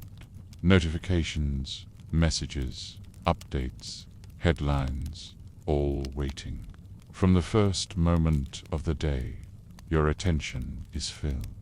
Then music on the way to work or school, videos during breaks, scrolling during meals, games at night, streaming before sleep. Every moment covered, every silence filled. At first, it feels safe, even comforting. The noise keeps the ache away. The distraction feels like company. But slowly, in quiet moments, you notice the truth. Even when surrounded by noise, you feel the same emptiness beneath it. Close your eyes and picture this constant stream of stimulation as waves crashing again and again. They cover the shore. They pull your attention outward. But when the tide retreats, the same sand is revealed, untouched, unchanged. That sand is your loneliness, covered, hidden, but never gone. The noise disguises it during the day, but when night comes, when the tide pulls back, the loneliness shows itself again, clear and heavy. Distraction is easier than silence. Silence leaves us alone with ourselves, and that can be frightening. In silence, we hear the questions we avoid. Do I belong? Am I seen? Does anyone truly know me? These are not easy questions, and so we reach for the nearest screen, the next video, the next message. The silence disappears, the ache softens, and for a moment we can pretend it isn't there. But the loneliness remains, waiting patiently for the noise to end. Imagine sitting on a train, headphones in, scrolling endlessly. around you. Dozens of people do the same. Each person in their own world, each screen glowing, each distraction filling the silence. No one looks at each other. No one speaks. Each one alone, together, avoiding the same silence, carrying the same loneliness. The irony is sharp. We fear silence, but it is silence that could reveal how similar we are. Instead, we cover it and remain strangers in the same room. Take a slow breath. Notice how heavy distraction can feel, even as it claims to be light. Each video, each message, each scroll promises relief. But when the day ends, when the light fades, the body feels tired, the mind feels restless, the loneliness feels heavier for having been ignored. The distraction is sugar. It satisfies for a moment, but leaves the body hungry again. What we long for is not noise, but nourishment, connection that does not fade when the screen turns off. This is why nights feel harder. During the day, the distractions work. There is always something new, always another scroll, always another sound to cover the silence. But at night, the world slows. The posts become fewer. The notifications stop. The videos blur together. The silence rises, stronger than before, because it has been waiting all day to be heard. And in that silence, loneliness returns, no longer hidden. Imagine lying back, the screen finally dark, your body tired, your eyes heavy, your mind restless. The silence fills the room, and with it, the questions you avoided all day. They feel louder now, sharper, harder to ignore. You wish for another distraction, another noise, another fragment to cover them. But the night offers only quiet, and the quiet reveals what was there all along. The longing for connection that does not fade, the hunger for presence that noise cannot replace. Breathe again, slow and steady. Let yourself notice this pattern without judgment. It is not weakness to seek distraction. It is human. We all do it, reaching for noise to soften the silence. But remember this: distraction hides loneliness. It does not erase it. The ache remains, waiting to be felt, waiting to remind us of what we truly need. That reminder may be painful, but it is also honest. And honesty, even when it hurts, is the beginning of something deeper. Boredom used to be a simple part of life. In earlier times, silence and stillness were natural. There were long hours without distraction, sitting by a fire, walking through fields, waiting for the sun to set. People lived inside those pauses. They spoke to one another. They thought deeply. They let time move slowly. Loneliness existed then too, but boredom did not always feel unbearable. It was accepted, even ordinary. Now, boredom feels almost impossible.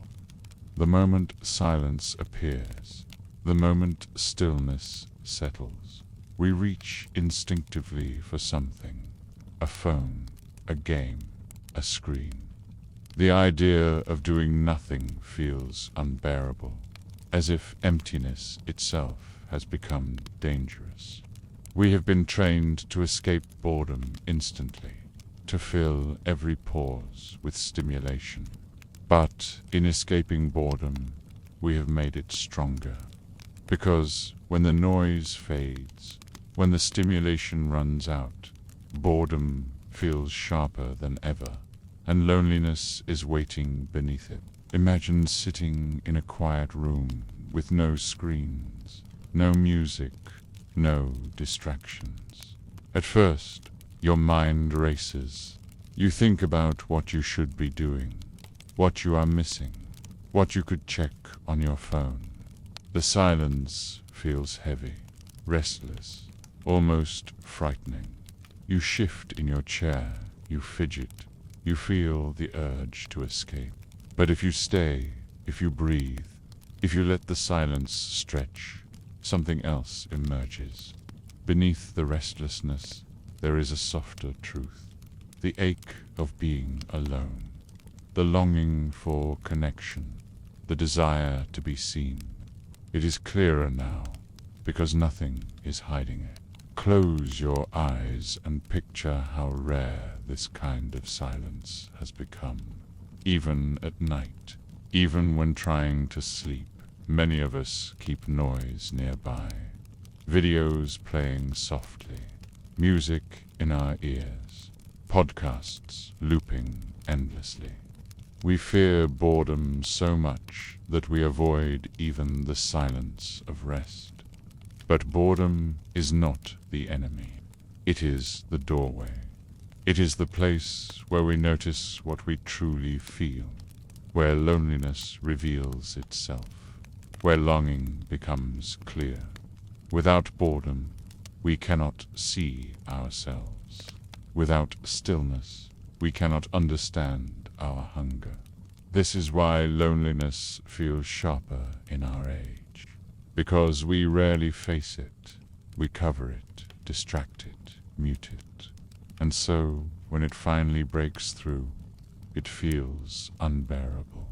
We are unused to silence, unused to waiting, unused to being alone with ourselves. Our tolerance has weakened. What once felt ordinary now feels suffocating. And in that suffocation, loneliness grows. Imagine walking outside without headphones, without a phone in your hand. The sounds of the world fill your ears. Wind in trees, footsteps on pavement, distant voices. At first, the silence feels awkward, uncomfortable. You want to reach for your device, to escape the stillness. But if you let yourself stay, the awkwardness softens. You begin to notice small details. The rhythm of your breath, the warmth of the sun, the shape of shadows. You begin to feel present, not distracted. The loneliness remains, but it feels different. Less like emptiness, more like awareness. Breathe slowly. Notice how your body reacts to the idea of boredom. Maybe it feels restless. Maybe it feels tense. That reaction is part of the conditioning of our world. We are told that every moment must be filled. Every pause must be escaped. But boredom is not failure. It is space. It is where we hear ourselves. It is where we recognize what we need. And yes, sometimes it is where loneliness grows sharper, but only because it is being revealed, not created. The fear of boredom keeps us trapped in endless distraction. But distraction cannot heal loneliness. It only hides it. The only way to soften the ache is to notice it, to feel it, to allow silence to exist without fear. That is difficult, but it is also the beginning of truth. Boredom is not the enemy. It is the mirror. And when we finally look into it, we see both our loneliness and our humanity reflected back. So let yourself drift into this thought. The next time boredom arrives, you do not need to escape instantly. You can let it stay just for a breath, just for a moment. You may feel restless, you may feel lonely, but beneath that, you will feel alive. And that aliveness is proof that you are still reaching, still longing, still human. The silence is not emptiness. It is a reminder. Boredom and distraction don't only shape our time alone. They shape our relationships too. In a world where silence feels unbearable, even togetherness can become shallow, covered by the same need for stimulation. Friends sit side by side, scrolling through different feeds. Families share a room, but each person stares at their own screen. Couples lie in bed, close in body, but distant in mind. Their attention scattered into 100 digital fragments, together yet separate, present yet absent, connection wrapped in distraction. Imagine a group of friends at a cafe. The table is filled with drinks, laughter, the sound of conversation. But in between, each person reaches for their phone, checking messages, scrolling for updates. The rhythm of the moment breaks again and again, as if silence must be avoided even among company. They are together, but each one drifts away into their own screen, their own bubble of distraction. When they leave, they remember the laughter, but they may also feel the emptiness, the sense that something was missing, that the closeness never quite settled. Close your eyes and picture this in families too. Parents and children sharing space, but rarely sharing words. Meals eaten with devices nearby. The glow of screens replacing the glow of conversation. Each person stimulated, no one truly present. The loneliness here is quiet, hidden beneath the noise. No one admits it, because everyone looks busy, everyone looks fine. But beneath the surface, the ache remains. The longing for attention that is full, not divided, not distracted. Distraction makes us forget how to sit in silence together. True presence does not always require words. Sometimes it is simply being near, listening, breathing in the same space. But when silence feels unbearable, even shared silence becomes awkward.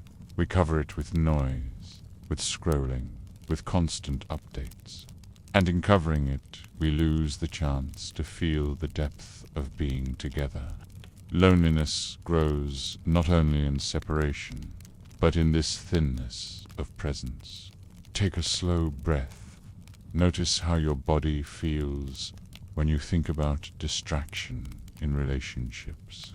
Perhaps you recall a moment when you were speaking and realized the other person wasn't really listening. Their attention pulled away by a glowing screen. Perhaps you remember trying to share something important, only to be met with divided focus. That feeling of being unseen, unheard, is its own form of loneliness. It shows that distraction does not only cover our silence, it also blocks our closeness. Imagine a couple lying together at night. They share a bed, they share a life, but each one scrolls quietly, lit by separate glows. The room is filled with silence, but not the kind that soothes. It is the silence of absence, of minds pulled elsewhere, of presence thinned until it feels fragile. They may not notice it at first. They may tell themselves it is harmless, normal, ordinary. But over time, the distance grows, and the loneliness inside the relationship becomes as sharp as loneliness outside of it. This is one of the hidden paradoxes of our time. We can be surrounded by people, yet still feel alone. not because they are gone, but because their attention is elsewhere. Not because we are unloved, but because we are unseen in the moment. Loneliness is not only about being physically alone. It is about being emotionally unseen, mentally disconnected, spiritually untouched. And in a world of endless distraction, those deeper forms of connection are harder to find. Breathe again, slowly. Let the thought soften. This is not about blame, not about guilt. Everyone is caught in the same current. Everyone reaches for distraction when silence feels heavy. Everyone struggles to stay present in a world that constantly pulls attention away. The loneliness you feel in relationships is not proof of failure. It is a reflection of the larger system, a system that values constant stimulation over quiet presence, fragments over fullness. Yet the longing remains, and that longing is what can guide us back. Because even if distraction fills the hours, even if silence feels unbearable, part of us still craves the opposite, the moment of being truly seen, the moment of sitting together without noise, the moment of presence that makes loneliness fade. That craving is not weakness. It is the deepest part of being human. So let yourself drift into that truth. Distraction may shape our connections, but it does not erase our desire for more. Beneath the screens, beneath the noise, beneath the fragments, the hunger for closeness remains. And in that hunger, in that longing, you are not alone. Everyone feels it. Everyone carries it. Everyone, in their own way, is reaching through the haze of distraction, searching for connection that lasts. There is a difference between solitude and loneliness. Solitude is chosen. Loneliness is imposed. Solitude is the quiet you enter willingly, when you close the door, when you turn off the noise, when you let yourself rest in your own company.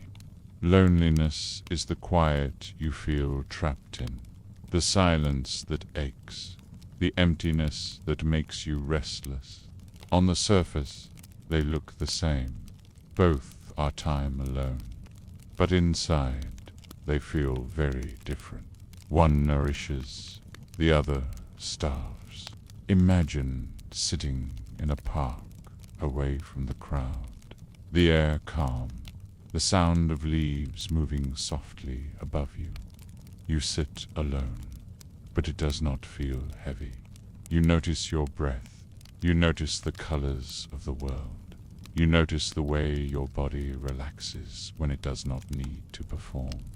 This is solitude. It is the gift of stillness, the reminder that being alone can feel safe, can feel grounding, can feel whole. Solitude is not the absence of connection. It is the presence of yourself. Now imagine lying awake at night, your phone dim beside you, the silence pressing in. You scroll, you sigh, you refresh, but nothing helps. You feel empty, restless, unwanted. This is loneliness. It is not the quiet itself that hurts. It is the belief that no one sees you, that no one would notice if you disappeared into the silence. Loneliness is not only being alone, it is feeling unseen, unheld, unimportant. It is not the absence of others. It is the absence of belonging. Close your eyes and notice how often we confuse the two. We avoid solitude because we mistake it for loneliness. We fear being alone because we have felt loneliness so deeply. And yet, Solitude is the antidote to loneliness. Solitude teaches us to sit with ourselves, to find comfort in our own presence, to realize that silence does not always mean emptiness. When we can rest in solitude, loneliness softens, because we no longer fear the quiet. The challenge of our connected world is that true solitude is rare. We are almost never fully alone, because the glow of screens follows us into every room, every pause, every thought. Even when we are physically by ourselves, our minds are entangled in networks of updates, messages, and comparisons. We are alone, but not truly in solitude. We are alone, but still overstimulated, still pulled outward, still disconnected from ourselves. This is why the quiet feels so strange, so heavy, so unbearable. We have forgotten how to be alone with only ourselves. Imagine stepping away from everything for a moment. No notifications, no no's, no scrolling. Just you breathing, listening to the rhythm of your own body, feeling the space around you. At first, it might feel uncomfortable. The silence may feel loud. The thoughts may crowd in, but if you stay, if you breathe, if you let the moment stretch, something softens. The thoughts slow, the silence becomes gentler, and you begin to feel yourself again. This is the heart of solitude, rediscovering presence without distraction, remembering that you are enough, even without noise. Take a slow breath now. Notice how it feels simply to be here, listening.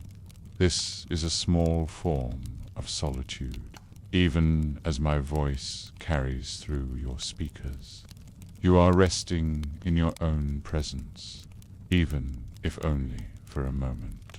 And in this rest, loneliness feels less sharp. Because solitude is not about being away from others forever. It is about building a space where you can return to yourself, so that when loneliness comes, you do not feel lost within it. The truth is this: loneliness is part of being human. It will come and go, sometimes heavy, sometimes soft. But solitude is something you can choose. You can step into it, even if only for a few breaths, even if only for a moment. And when you do, you will find that the silence is not empty. It is alive. It holds you. It teaches you. It reminds you that you are more than the fragments, more than the noise, more than the ache. So let yourself drift into that thought. Loneliness is the wound. Solitude is the bomb. They look the same from outside, but inside they are different. And the more we learn to embrace solitude, the less power loneliness holds. You are not broken when you feel alone. You are simply being reminded to return to yourself, to the quiet, to the steady rhythm that was always waiting beneath the noise. Solitude feels rare today, not because we lack time alone, but because our time alone is rarely undisturbed. Even when no one else is in the room, we carry the presence of others with us through screens, through endless streams of updates and messages. We may close the door, we may sit in silence, but the world still pours in. Solitude has become something we have to choose deliberately, something we have to protect, and many of us have forgotten how.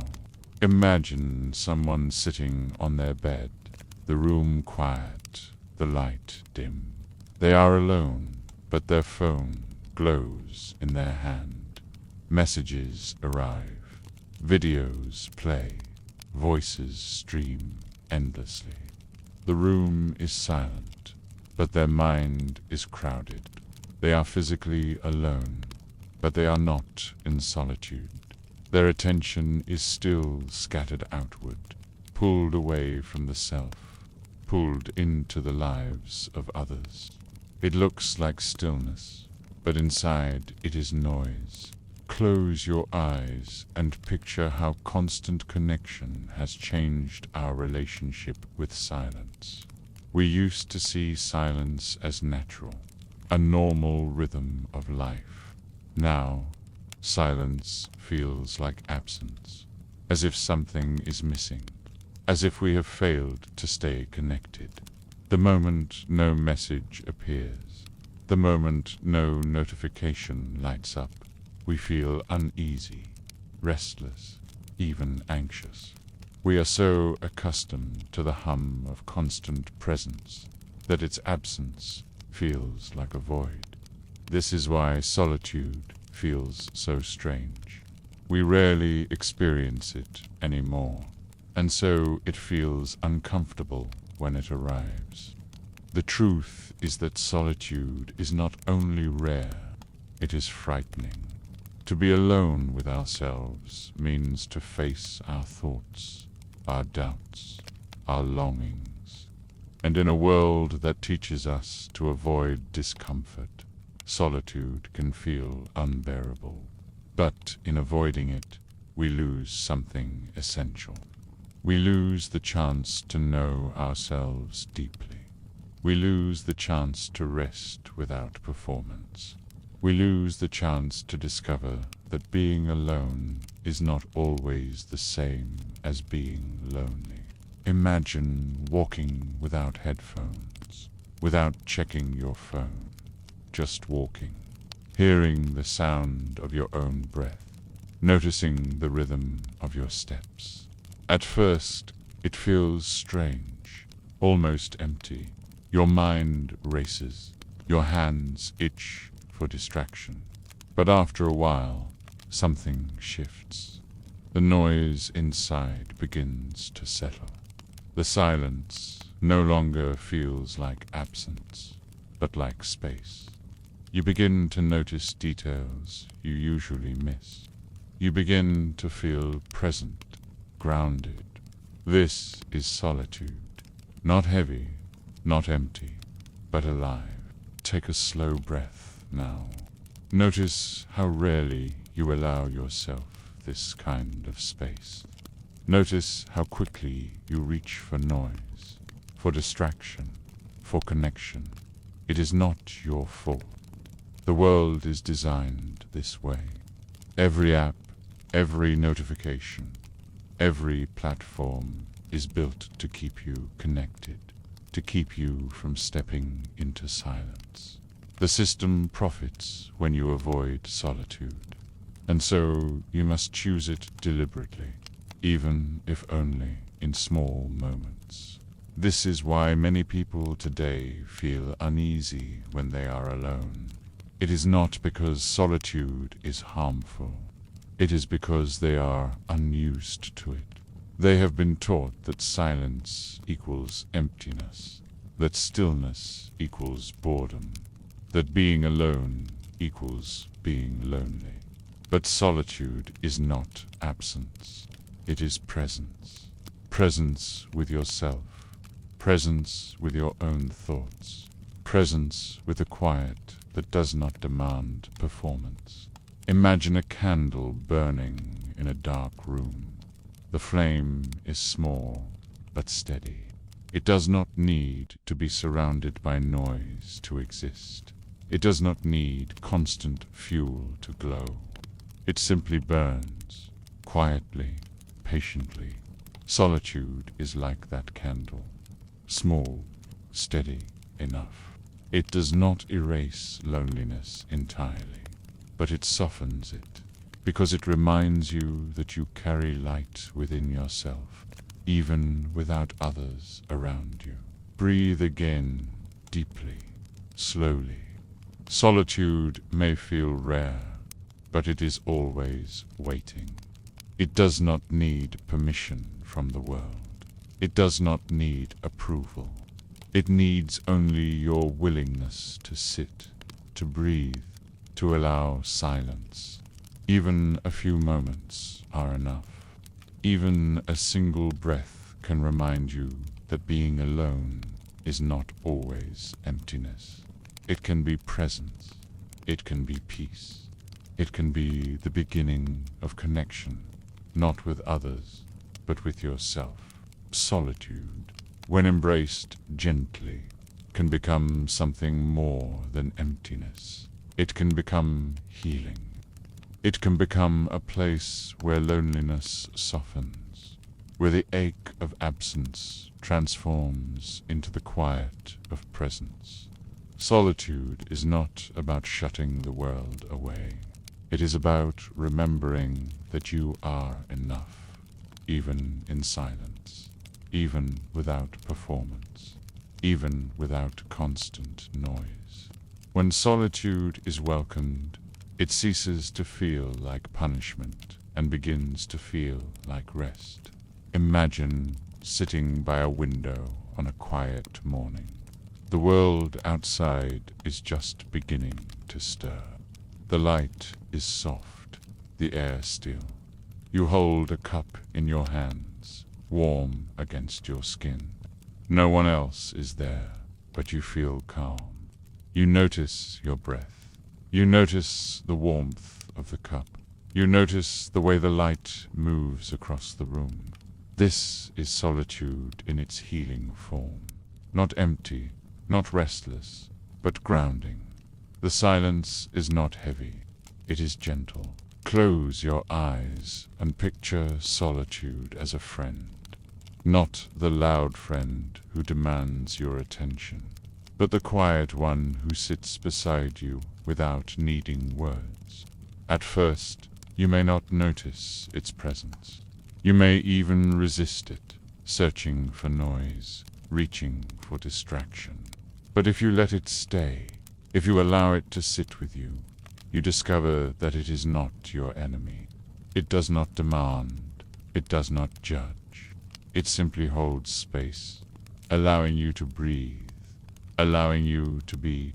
The healing power of solitude comes from this simple truth. Loneliness is the fear of being unseen, but solitude reminds you that you can see yourself. You can notice your thoughts, your feelings, your needs. You can acknowledge them without rushing to hide them. In solitude, you are no longer invisible because you are present to yourself.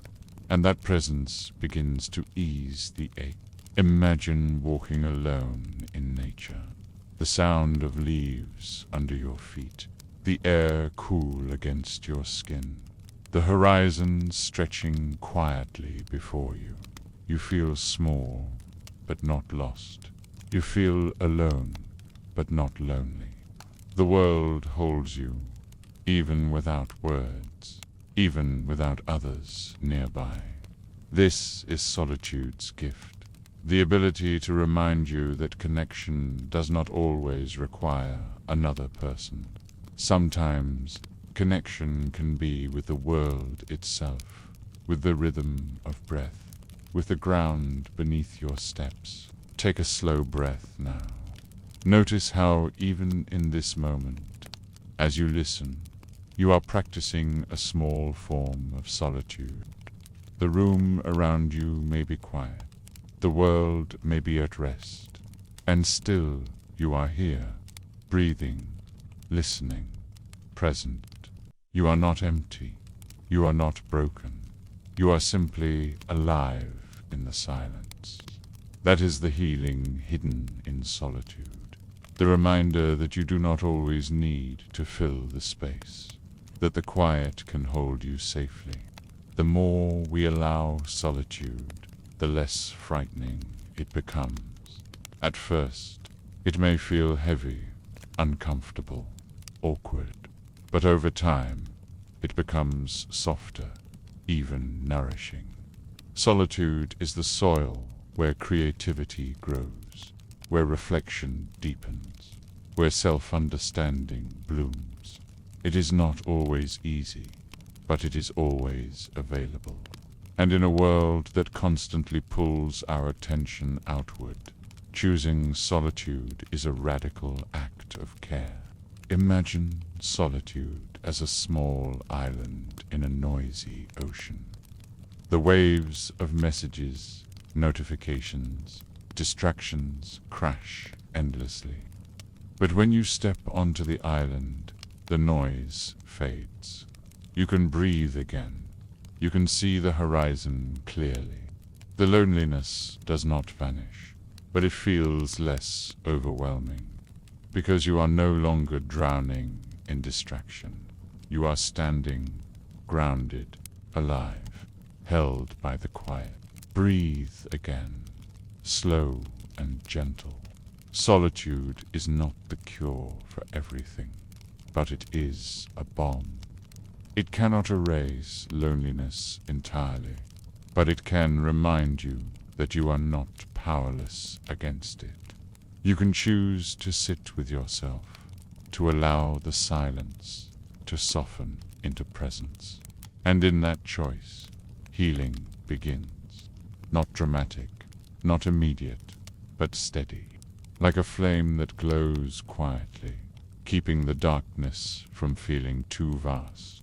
So let yourself drift into this thought. Solitude is not the same as loneliness. It can hurt, yes, but it can also heal. And the more you lean into it, the more you allow it to hold you, the less sharp the loneliness becomes. You are enough, even here, even now, even in the quiet. Technology has not only changed the way we connect with others, it has also changed the way we see ourselves. In a world that is always online, our sense of identity becomes entangled with screens, with profiles, with the way we are seen through digital eyes. Who we are is no longer just who we feel inside, but also who we appear to be in posts, in pictures, in updates. And when our identity becomes tied to performance, to fragments, to digital reflections, loneliness deepens. Because what we present is rarely the whole truth, and what we long for is rarely fully seen. Imagine creating a profile. You choose a picture, a name, a short description. You add details, carefully selecting what to share.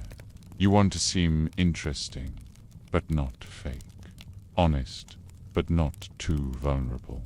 Polished, but not distant. Every choice is small, but together they create an image, not of your whole self, but of the self you believe will be accepted. This becomes the version others know, the version that speaks for you when you are not there. And slowly, the distance grows between the profile and the person, between the mask and the truth. Close your eyes and picture scrolling through your own past posts. The images smile, the captions shine, the memories look brighter than they felt in the moment. You see yourself, but not quite. You see a version of you, a reflection, polished and partial. Others may believe this is who you are, but you know the gaps, the silences, the parts left unseen. And sometimes, when loneliness aches, the gap itself feels painful.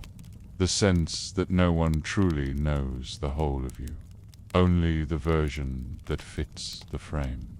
This is one of the quiet burdens of our connected world. We are encouraged to curate, to polish, to present.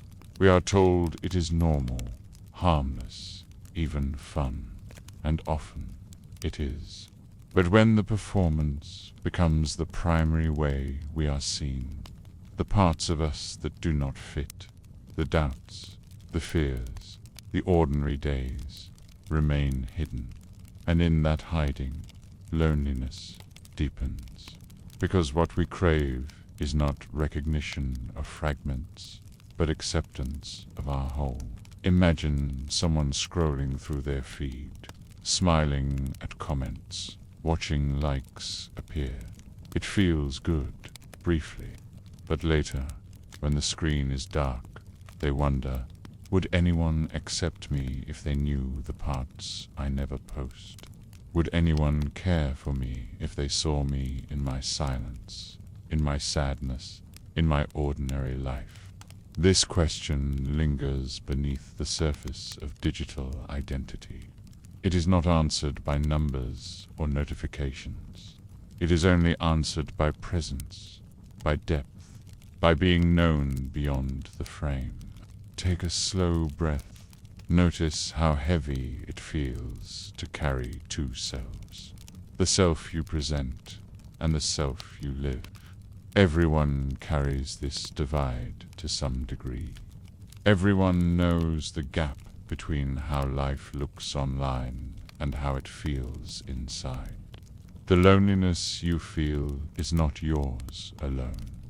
It is part of this system, part of being human in a world that encourages fragments over fullness. Technology has made identity more visible, but also more fragile. We can be seen by thousands, yet still feel unseen. We can be followed by many, yet still feel unknown. The image becomes brighter, the person feels dimmer, and in that imbalance, loneliness grows. Because connection built on fragments can never fully hold the weight of a whole self. Imagine turning the screen off for a moment. No profile, no image, no updates. Just you, breathing, existing in silence. In this space, you are not divided. You are not polished.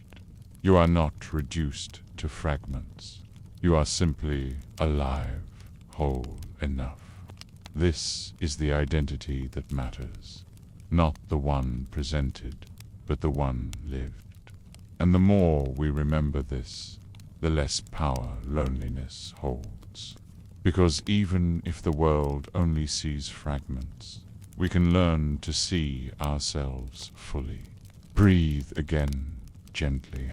You do not need to abandon the digital world. You do not need to reject it entirely. But you can remember that it does not define you. The profile is a mask, not a prison. The fragments are real, but they are not complete. And the loneliness you feel is not because you are unseen, but because you are only partially seen. The truth of you is larger, deeper, more alive than any screen can hold. The connected world does not only shape how we present ourselves, it also shapes how we measure ourselves. In silence, in solitude, we used to turn inward, asking who we are, what we value, what we believe.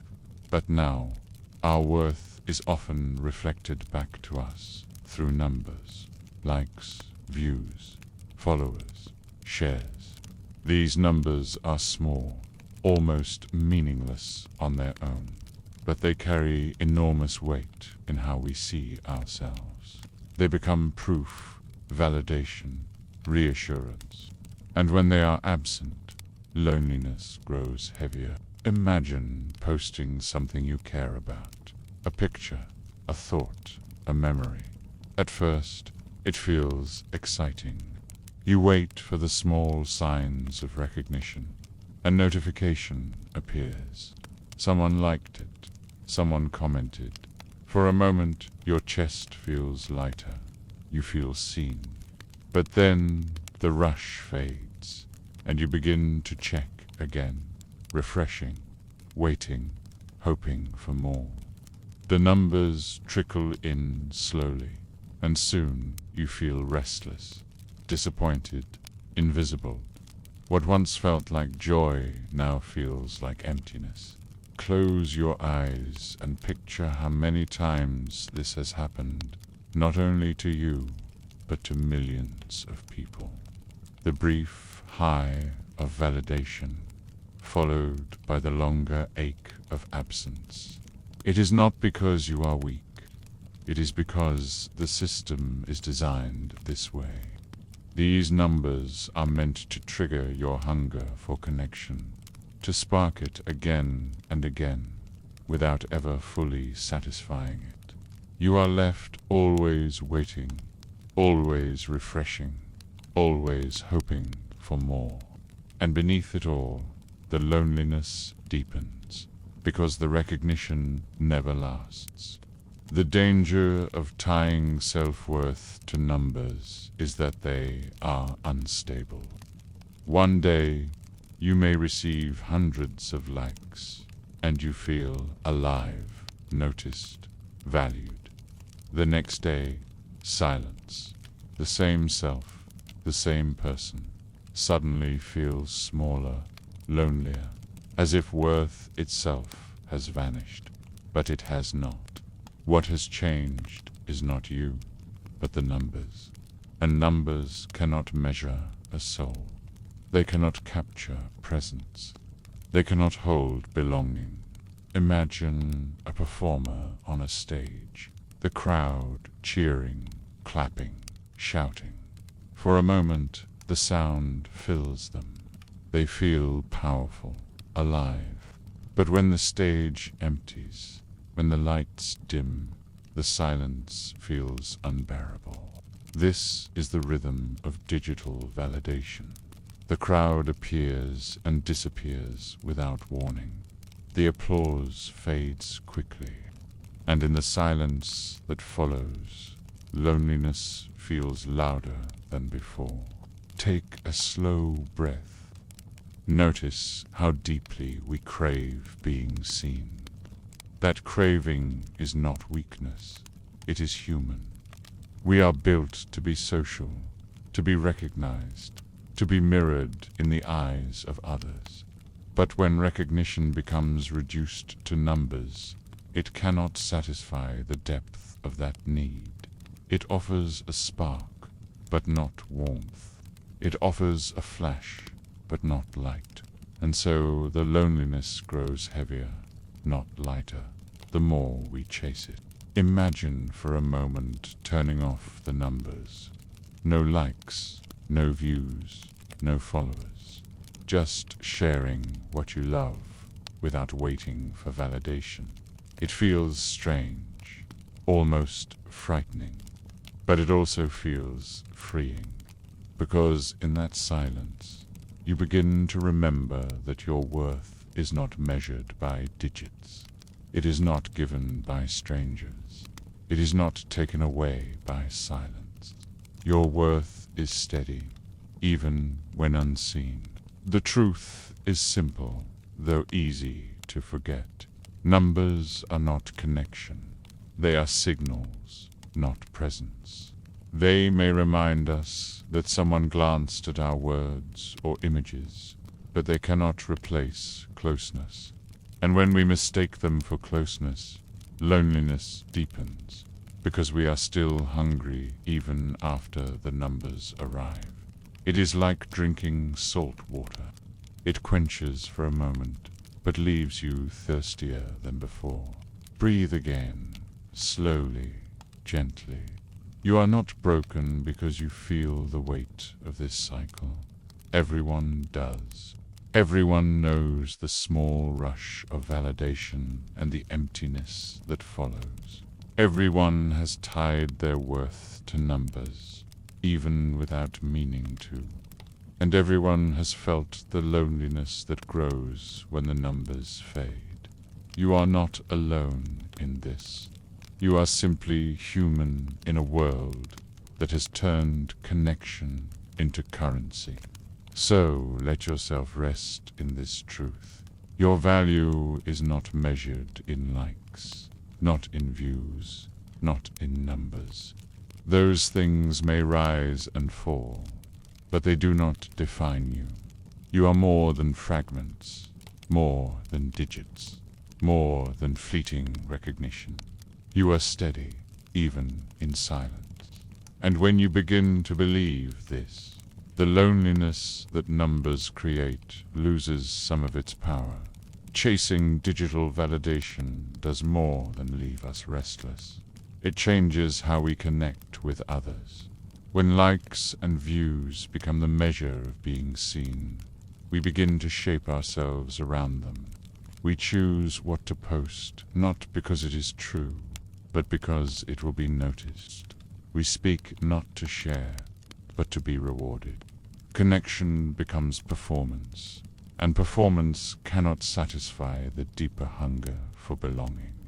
It leaves us always chasing, never resting, always hoping the next number will finally make us feel enough. Imagine someone posting a picture. They angle it carefully, choose the right filter, select the caption with precision. They know what kind of content performs well. They know what draws attention. The post succeeds. Likes appear. Comments arrive. The small rush of validation fills them briefly.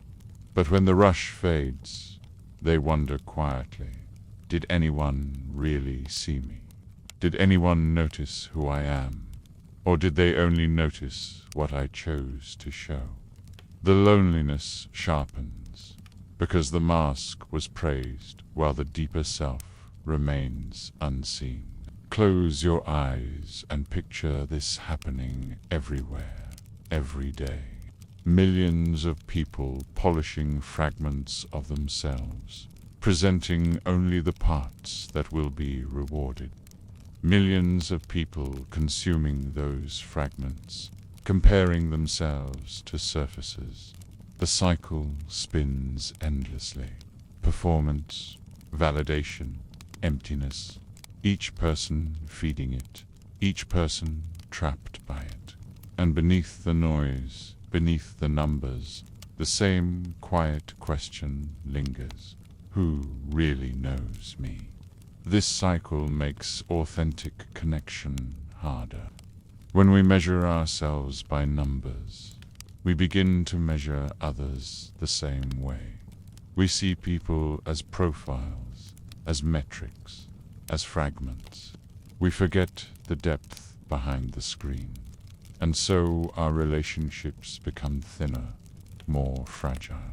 We interact with the image, not the person. We bond with the performance, not the truth. And loneliness grows, because even when surrounded by people, we remain unseen. Take a slow breath. Notice how tiring this cycle feels.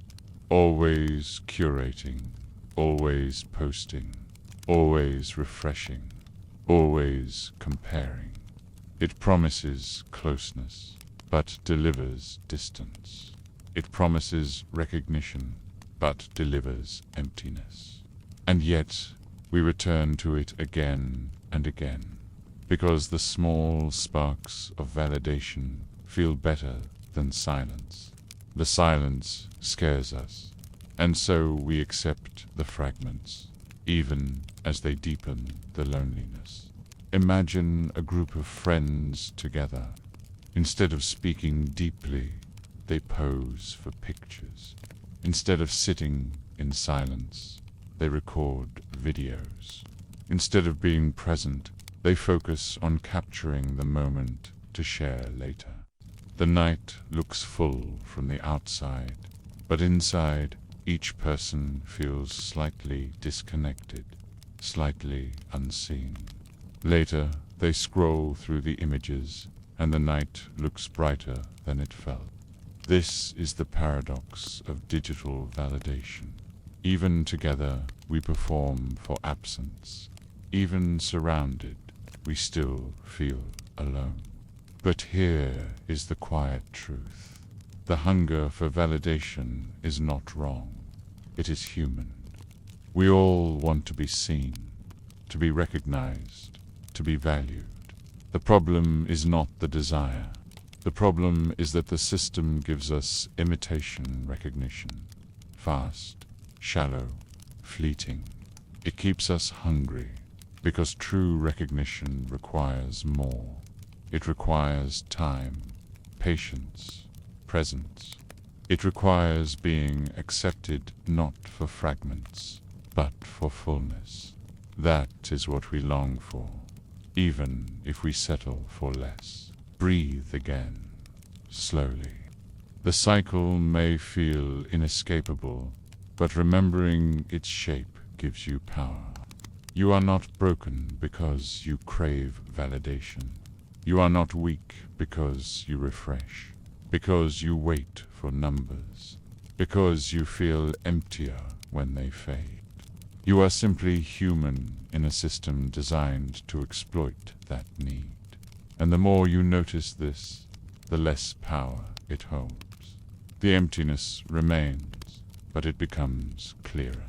Not a flaw in you, but a flaw in the system. So let yourself drift into this truth. The chase for validation will never fully satisfy. It cannot, because it offers only fragments. But beneath the fragments, your longing remains alive, steady, human. That longing is proof that you are more than numbers, more than images, more than performance. It is proof that you carry within you the desire for real presence, for connection that does not fade when the screen goes dark. And that desire, though it aches, is also hope. Loneliness does not only exist in quiet rooms or late nights. It also exists in crowded places, in busy streets, in cities where millions live side by side. Modern life often places us in the middle of crowds. Yet even there, loneliness can feel sharp. The paradox of the city is that you can be surrounded by people and still feel invisible, lost in the noise, unseen among the many. This is a different kind of loneliness. Not the loneliness of absence, but the loneliness of anonymity. Imagine walking through a busy street at night. Neon lights glow. Cars pass. Conversations spill out of bars and restaurants. Hundreds of people move around you, each with their own story, their own worries, their own lives. You hear laughter. You see groups walking together. You feel the rhythm of the crowd. And yet, inside, you feel detached. You are part of the movement, but not part of the belonging. No one notices you. No one stops. No one sees the ache you carry. Surrounded, yet solitary. Close your eyes and picture a subway train. Every seat filled, every person holding a phone, reading, listening, staring silently at the floor. Bodies pressed close, but attention scattered. The train rattles through tunnels, carrying hundreds together, but the silence inside is thick. Each person is alone in their thoughts, alone in their distractions, alone in their bubble. The closeness is physical, but not emotional. And in that gap, loneliness deepens. Cities magnify this feeling because of their scale. In small communities, people often know each other. Faces become familiar. Names are remembered. Presence is noticed. But in cities, anonymity rules. You can walk the same street every day and never see the same face twice. You can live next to neighbors for years without speaking to them. This anonymity can feel freeing, but it can also feel hollow. When no one notices, when no one recognizes, when no one truly sees, the loneliness feels sharper even in the crowd. Take a slow breath. Notice how this kind of loneliness is different from the silence of solitude.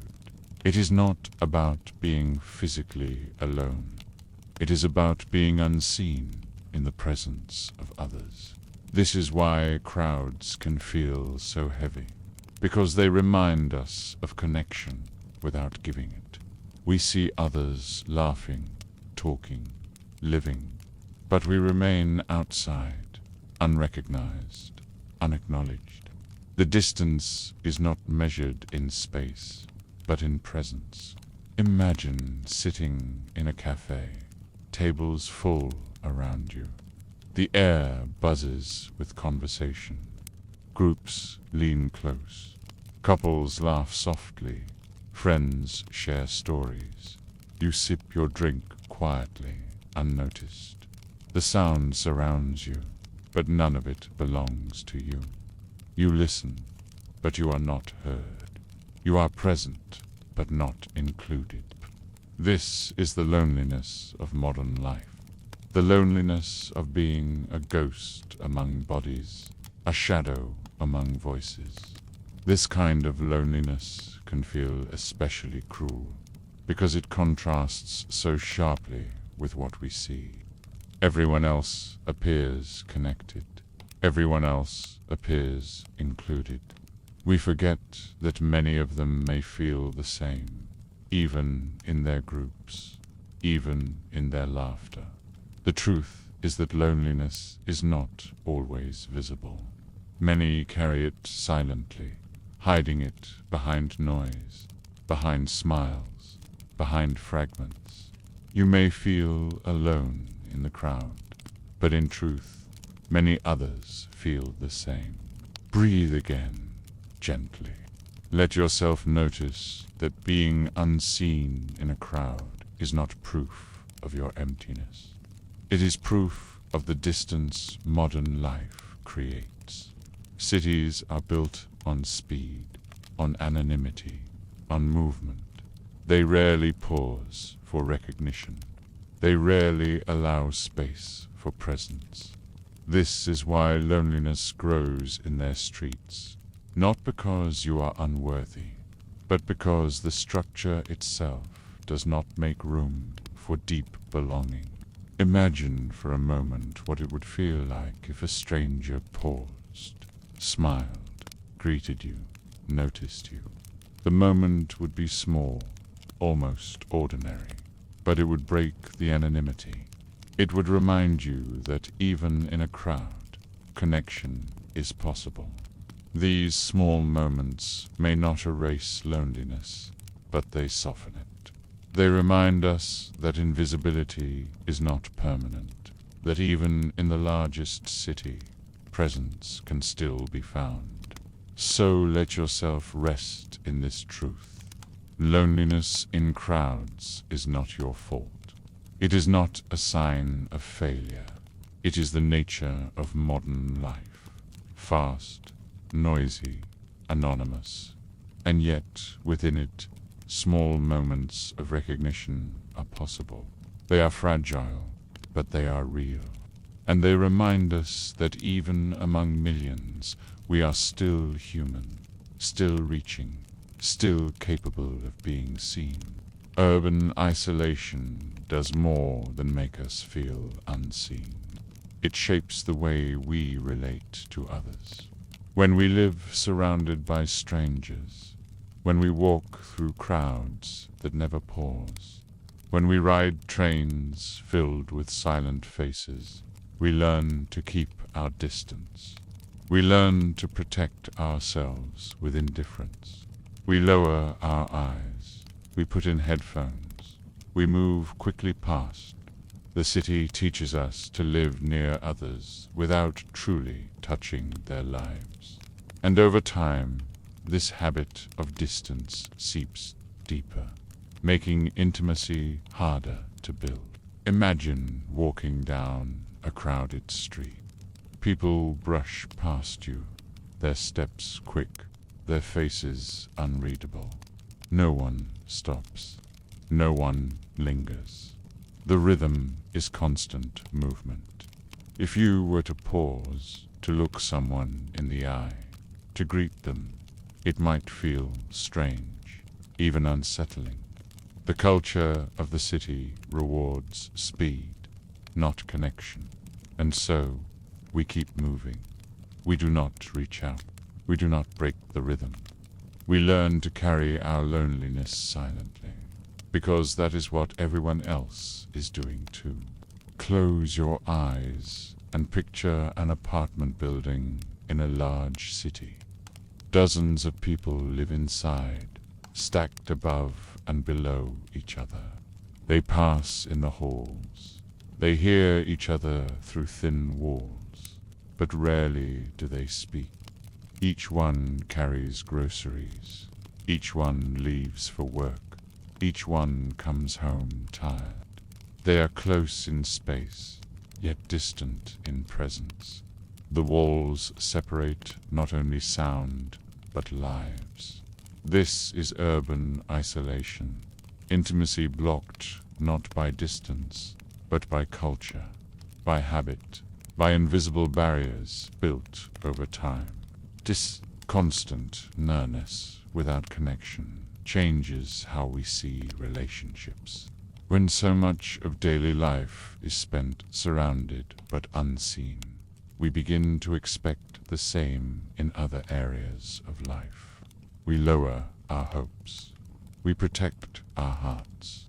We learn not to risk vulnerability, because if so many people pass without noticing, why would anyone stop long enough to know us deeply?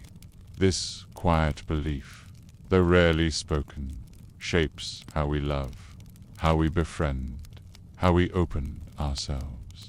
And loneliness grows sharper because it feels safer to remain closed than to risk being unseen again. Take a slow breath. Notice how heavy this protective distance feels. It guards us from rejection, but it also keeps connection away. In shielding ourselves, we starve ourselves. This is why urban life feels so paradoxical, so full of people, yet so empty of intimacy. The city hums with noise, but few of those sounds belong to us. We walk among thousands, but rarely are we truly known by any of them. Imagine a moment where the pattern breaks. A stranger offers directions. A neighbor pauses to chat. A passerby smiles in recognition. The moment is small, but it feels like light breaking through clouds. The anonymity cracks, and for a second you remember that intimacy is possible, that connection is not gone. These moments matter more than we admit, because they remind us that beneath the culture of indifference, the human need for closeness still lives.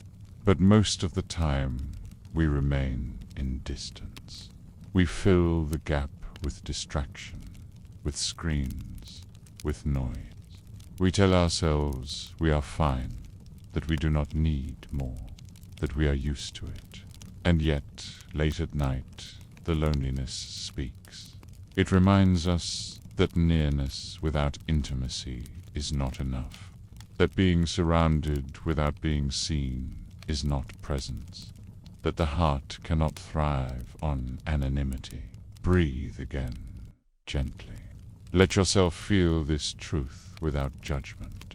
You are not broken for struggling with intimacy in a crowded world. The city trains us this way. The rhythm of urban life pushes us toward distance, toward silence, toward protection. The loneliness you feel is not failure. It is the echo of being human in a culture that rarely pauses to notice. And yet, the longing remains, even if we adapt, even if we protect ourselves, even if we accept distance as normal. The desire for closeness does not disappear. It waits quietly, beneath the noise, beneath the movement, beneath the indifference. It is the part of you that still believes intimacy is possible, that still hopes for connection that does not pass quickly, that still remembers what it feels like to be truly seen. So let yourself rest in this thought. The city may surround you with anonymity, but it cannot erase your longing. The walls may separate, the crowds may rush, the streets may ignore, but beneath it all, you are still human, still reaching, still carrying the hope of intimacy. And in that hope, you are not alone. The paradox of city life is that it offers both freedom and emptiness. To live among thousands, even millions, means endless possibility. You could meet someone new every day. You could form countless connections, build countless stories. The potential feels limitless. And yet, within that limitless space, loneliness often feels sharper, because when everything is possible, nothing feels certain. When everyone is nearby, no one feels close. Imagine walking through a marketplace filled with voices, colors, and movement. Everywhere you look, people are talking, buying, laughing, rushing past. The energy feels alive, almost overwhelming. You could step into any conversation, join any crowd, follow any path, and yet you remain on the edge, unseen in the current. The freedom of choice becomes the weight of absence. Surrounded by opportunity, you still feel alone. Close your eyes and picture a skyline at night. Windows glow in every direction, each one holding a story, a life, a set of relationships. You look out and know that thousands of people are awake, talking, sharing, connecting, and yet from your room the view feels cold. You see presence, but not inclusion. You feel near, but not within. The lights are countless, but none are yours. This paradox is not weakness. It is a natural response to abundance. When we are given too many options, we can feel paralyzed. When we are surrounded by so many people, we can feel invisible. The city multiplies possibilities, but it also multiplies distance. And loneliness grows not from the absence of others, but from the uncertainty of who truly belongs to us. Take a slow breath. Notice how heavy the word belonging feels. We are not built simply to be surrounded. We are built to belong, to be recognized, to be remembered, to be included. In small communities, belonging was often easier to find because people depended on one another. In cities, dependence is replaced by independence, and belonging is replaced by anonymity. We can survive without knowing our neighbors. We can live without being recognized, but surviving is not the same as belonging. Imagine sitting in a crowded cafe, dozens of voices around you, the air buzzing with life. You watch people greet each other, hug, lean close, share secrets. The sound fills the room, but not your table. You sit quietly, sipping your drink, unnoticed. The cafe is alive, but your space is still. The emptiness is not because the world is quiet. It is because the world is loud without you. This is the paradox of urban life. Noise without connection, freedom without closeness, abundance without belonging. This paradox also feeds comparison. Surrounded by people, we notice their bonds, their laughter, their togetherness. We measure ourselves against it, believing we are the only ones excluded. But the truth is that many in the same cafe, on the same street, in the same train, feel the same. They too are watching. They too are comparing. They too are lonely. The abundance of people makes the loneliness feel personal, but it is not. It is collective, shared quietly among strangers. Breathe again, gently. The emptiness of cities does not erase their beauty. The freedom is real. The possibilities are real.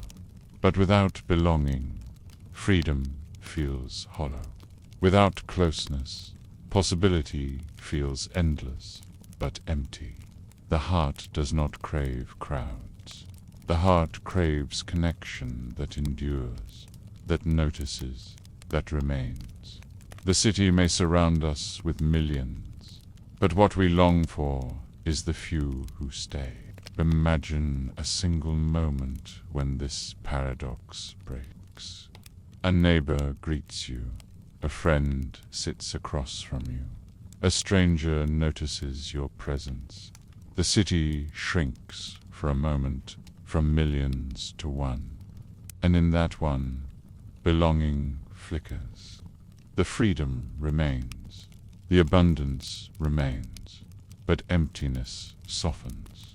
Because connection, even brief, reminds you that you are not invisible, not lost, not entirely alone in the crowd. So let yourself rest in this truth. The paradox of the city is not proof that you are failing.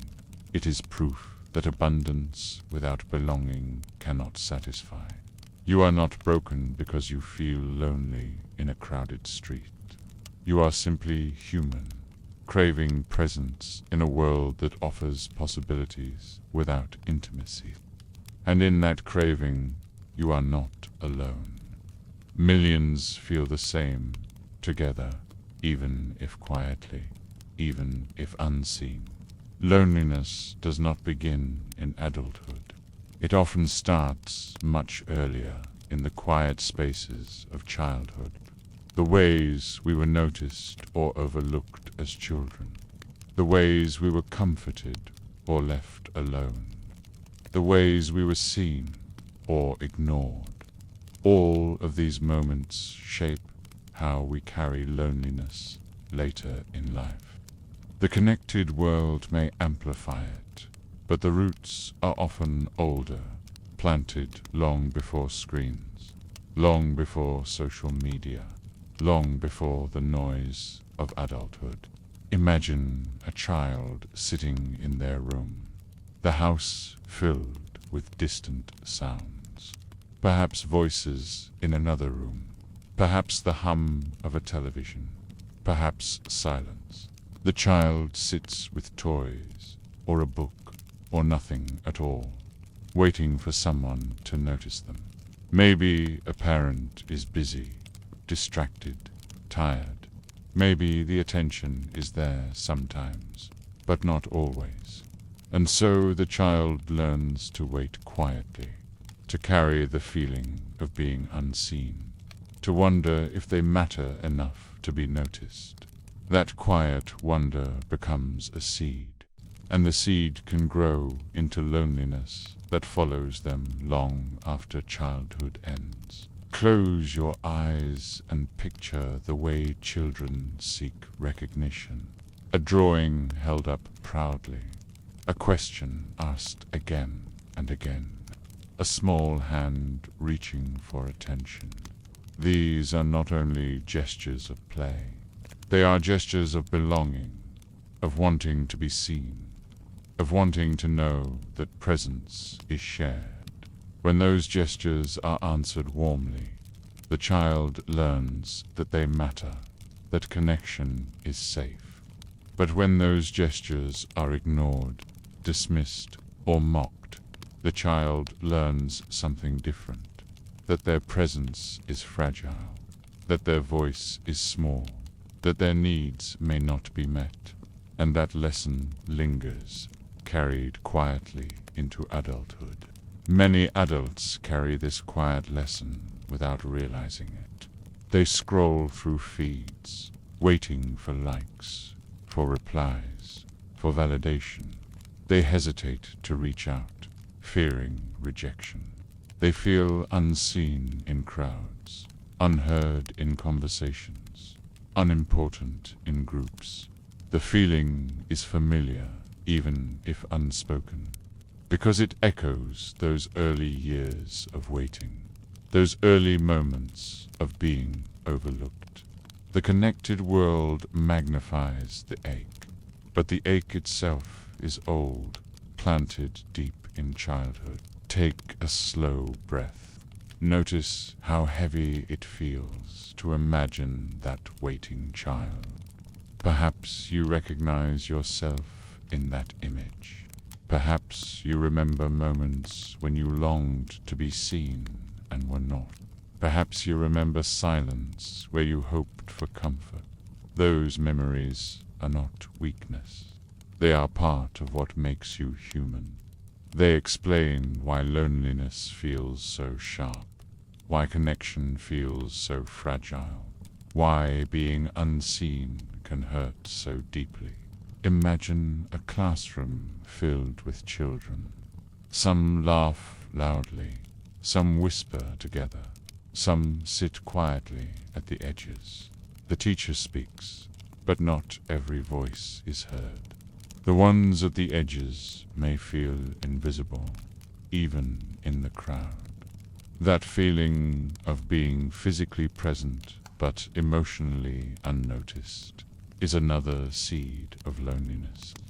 It teaches the child that presence does not guarantee belonging, that being around others does not always mean being included. And that lesson too follows into adulthood, shaping the way we see connection in the larger world. This is why the connected age feels so strange. On the surface, it promises to erase loneliness. It offers constant messages, constant updates, constant visibility. But for those who carry old seeds of loneliness, it does not heal the wound. It only reminds them of it. Each time a message goes unanswered, the ache returns. Each time a post is overlooked, the silence feels heavier. The connected world touches the same tender place that childhood once shaped, and the loneliness feels sharper for it. Breathe again, gently.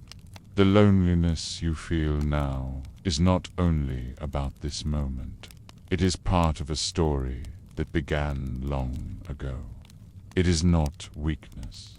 It is not failure. It is not proof that you are unworthy. It is simply the echo of being human, of having once been small and in need, of having once felt unseen. And even though the world has changed, even though the noise has grown louder, the echo remains. So let yourself rest in this truth. Loneliness is not something you created alone. It is something carried, shaped by early moments, shaped by the ways you were noticed or not noticed as a child. And because it is carried, it can be softened. The same way early presence could have healed it then, present connection can heal it now. Slowly, gently, patiently. You are not broken. You are simply continuing a story that began long before you understood its shape. The lessons we learn about connection in childhood rarely stay behind. They follow us quietly into adulthood. The ways we were comforted or left alone, the ways we were welcomed or rejected, shape the patterns we carry in relationships later. Loneliness in adulthood often feels mysterious, as if it came from nowhere. But much of it has roots in these early experiences. In the stories our younger selves began to believe about belonging and rejection. Imagine a child who learned early that reaching out sometimes meant being ignored.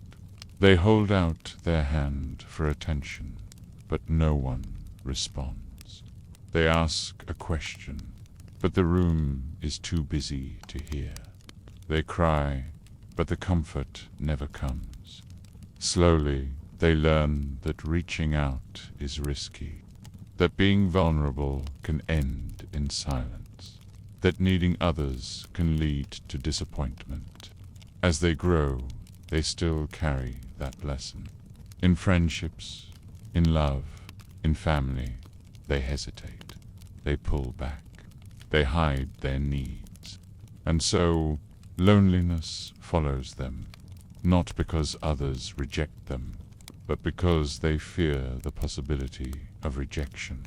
Close your eyes and picture how this fear shapes adult life. A person sits with friends, but keeps their struggles hidden. They laugh, they nod, they listen, but they do not speak their truth. They worry that if they reveal their sadness, they will be a burden. If they show their need, they will be left behind. And so they stay silent, even as the ache grows inside. Their loneliness is not because they are truly alone, but because they cannot risk being fully seen. The opposite can also happen.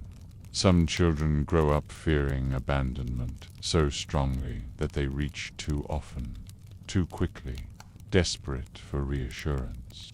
As adults, they may cling to others, needing constant messages, constant signs of presence. Their loneliness feels like hunger, never fully satisfied, because they learned early that attention was fragile, that love could vanish, and so, even surrounded, they fear loss. Even in connection, they feel the shadow of loneliness waiting. Take a slow breath. Notice how many shapes loneliness can take. For some, it is silence and withdrawal. For others, it is clinging and hunger. For most, it is a mix of both, wanting closeness, but fearing rejection, craving presence, but expecting absence. These patterns are not flaws. They are echoes of early experiences. They are the ways our younger selves tried to survive, the ways they protected us when belonging felt uncertain. But now they make connection harder and loneliness sharper. Imagine being in a relationship where these patterns appear. One person hesitates to share, afraid of rejection. The other asks constantly for reassurance, afraid of abandonment. Both carry loneliness, but in opposite ways. Each one misunderstands the other's needs, and the cycle deepens. The truth is not that either of them is unworthy. The truth is that they are carrying old stories into the present, letting the lessons of childhood shape the possibilities of now. This is why loneliness in adulthood often feels confusing. On the surface, it looks like the fault of the present moment. A friend who doesn't text back, a partner who seems distracted, a crowd that doesn't notice. But underneath, it is layered with older memories, older fears, older lessons. Every silence echoes more loudly because it touches those old wounds. Every absence feels heavier because it awakens the child who once waited and was unseen. Breathe again, gently. You are not weak for carrying these patterns. Everyone carries them in their own way. Everyone has moments from childhood that shaped how they see connection. Everyone has old lessons that whisper in their relationships now. And everyone has felt loneliness sharpened by those echoes. You are not alone in this. You are simply human, living with the weight of memory inside a connected world. But here is the quiet truth. Patterns can soften. Old lessons can be rewritten. The child within you may have learned fear, but the adult within you can learn trust. Slowly, patiently, gently. Not all at once, not perfectly, not forever, but enough to begin, enough to open, enough to feel connection without so much fear. Loneliness may not disappear, but it can lose its sharpness. It can become lighter, softer, easier to carry. So let yourself drift into this thought. The loneliness you feel is not only about now, it is also about then. It is not a flaw in you. It is a story you inherited, a lesson you learned before you even understood its meaning. And because it was learned, it can be unlearned. You are not trapped. You are not broken. You are simply in the process of remembering that belonging is still possible, even now. Healing from loneliness often begins not with fixing it, but with noticing it. The patterns we carry from childhood, the lessons we learned about connection and rejection, do not disappear on their own. They live quietly inside us, guiding our choices, shaping our fears. But when we begin to see them clearly, when we recognize that they are echoes of the past and not the truth of the present, something shifts. Awareness creates space, and in that space, healing begins. Imagine catching yourself in a familiar moment.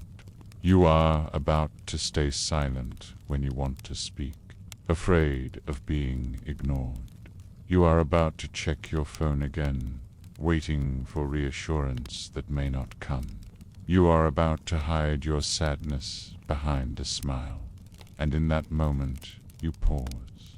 You realize this is not just about now. This is about then. About the child who learned that reaching out could lead to silence. About the young self who believed their needs were too much. That pause does not erase the fear, but it changes its shape.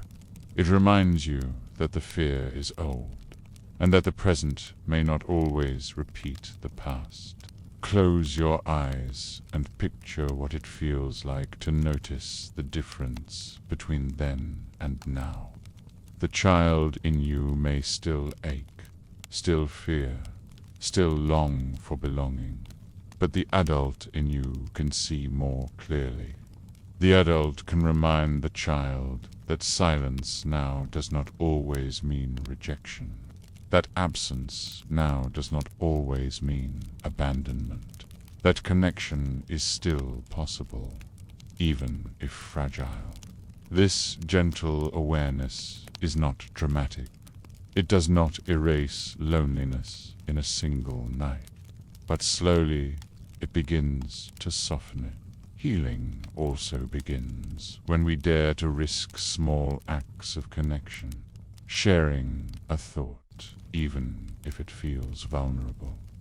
Reaching out to a friend, even if they may not reply right away. Allowing ourselves to be seen, even if only a little. Each act is a step against the old story. A reminder that rejection is not the only outcome, that belonging is still possible. The more we practice these small risks, the more our patterns shift, and the less power loneliness holds. Take a slow breath. Notice how heavy it feels to carry old lessons. Notice how brave it feels to imagine rewriting them. This bravery is not loud. It does not look like grand gestures. It looks like small moments of honesty, small steps into vulnerability, small risks that slowly remind us that connection can be real. Healing does not come all at once. It comes gently, quietly, like water smoothing stone. Imagine two people sitting together. One feels the urge to stay silent, to hide, but instead they share something small, a fear, a memory, a thought they usually keep inside. The other listens, nods, stays present. The moment is brief, but it feels powerful. The old story, that needs are too much, that voices are unheard, begins to loosen. In its place, a new story begins, that sometimes vulnerability is met with presence, not rejection, that sometimes reaching out brings closeness, not absence. This is how loneliness begins to heal. Not through erasing the past, but through rewriting the present. Each small act of connection, each moment of presence, each breath of honesty becomes a new seed planted, a seed of belonging that can grow alongside the old seeds of fear. The past remains, but it no longer defines the future. The loneliness softens, not because it disappears, but because it is no longer the only truth you carry. Breathe again, slowly, deeply. Healing loneliness is not about becoming someone else. It is about remembering that you are more than your old stories, more than your past lessons, more than your fears. It is about allowing the part of you that longs for belonging to step forward, even if only in small ways. It is about reminding yourself that connection is fragile but real, that you are not invisible, not unworthy, not alone in your longing. So let yourself drift into this thought. Healing does not erase loneliness entirely, but it changes its weight. It transforms it from a shadow that controls you into a companion you can understand. The ache remains, but it becomes gentler, easier to carry. And in its place, hope grows. Hope that belonging is still possible, that connection can still be found, that your voice can still be heard.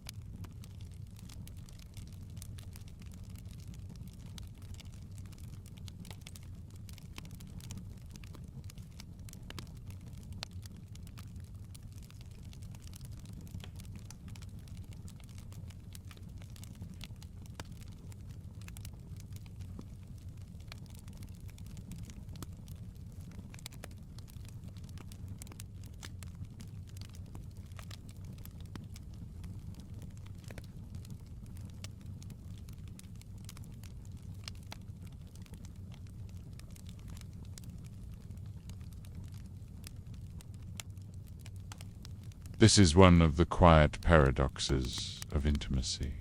The closer we are to someone, the more visible our loneliness becomes. The more we hope for connection, the more painful it feels when we still carry emptiness. A partner may care deeply, but they cannot know every corner of us. They cannot erase old patterns.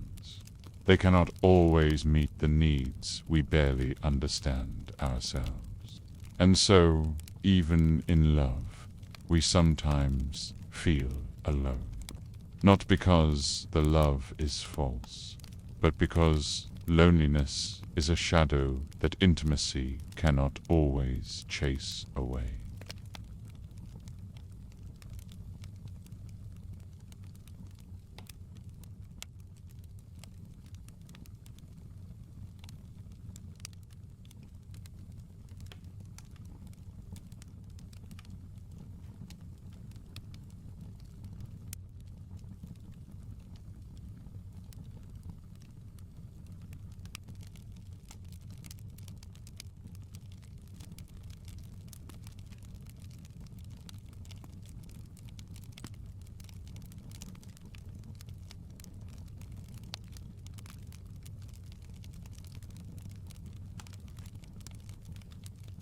Imagine a couple talking at dinner.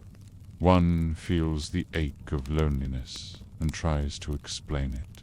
The other listens, but does not fully understand.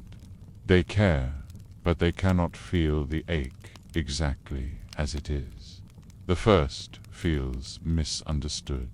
The second feels helpless. Both feel alone, even as they sit together. This moment is not proof that the relationship is broken. It is proof that loneliness is not a problem solved by another person alone. It must also be understood within ourselves.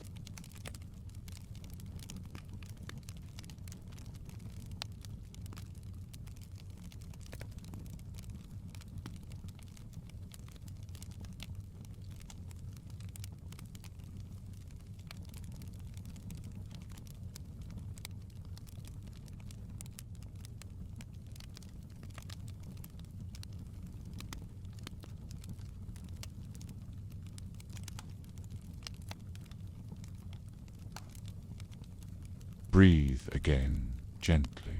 Let this truth feel less heavy. You are not broken if you feel lonely in a relationship. Your partner is not failing you if you still carry emptiness. Loneliness is not a flaw in love. It is a reminder that no one person can hold the full weight of our longing.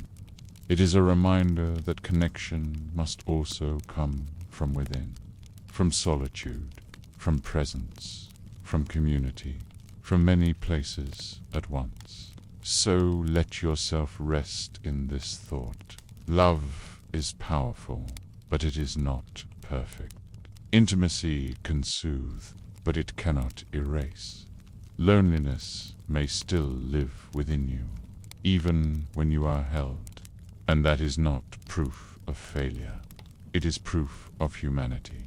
It is proof that your longing for connection is deeper than any single bond, that your heart still reaches for more than fragments, more than closeness, more than even love can give.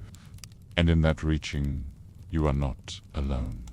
Loneliness in love does not only come from what is missing, it also comes from what we hide. Many of us fear that if we reveal too much of ourselves, the doubts, the sadness, the fragile parts, we will be rejected. We fear that if we show the whole truth of who we are, the person we love might turn away. And so, even in intimacy, we perform. We hide our loneliness. We cover our need. We soften our truths. But in hiding, we also hide the chance to be fully seen, and loneliness grows. Imagine someone sitting across from their partner, smiling, nodding, saying, "I'm fine." Inside, they feel heavy, restless, unseen. They long to say more, to open the ache, to admit the fear. But the words catch in their throat. What if it is too much? What if the partner cannot hold it? What if speaking it aloud makes them seem weak? And so they stay silent, even as their heart aches.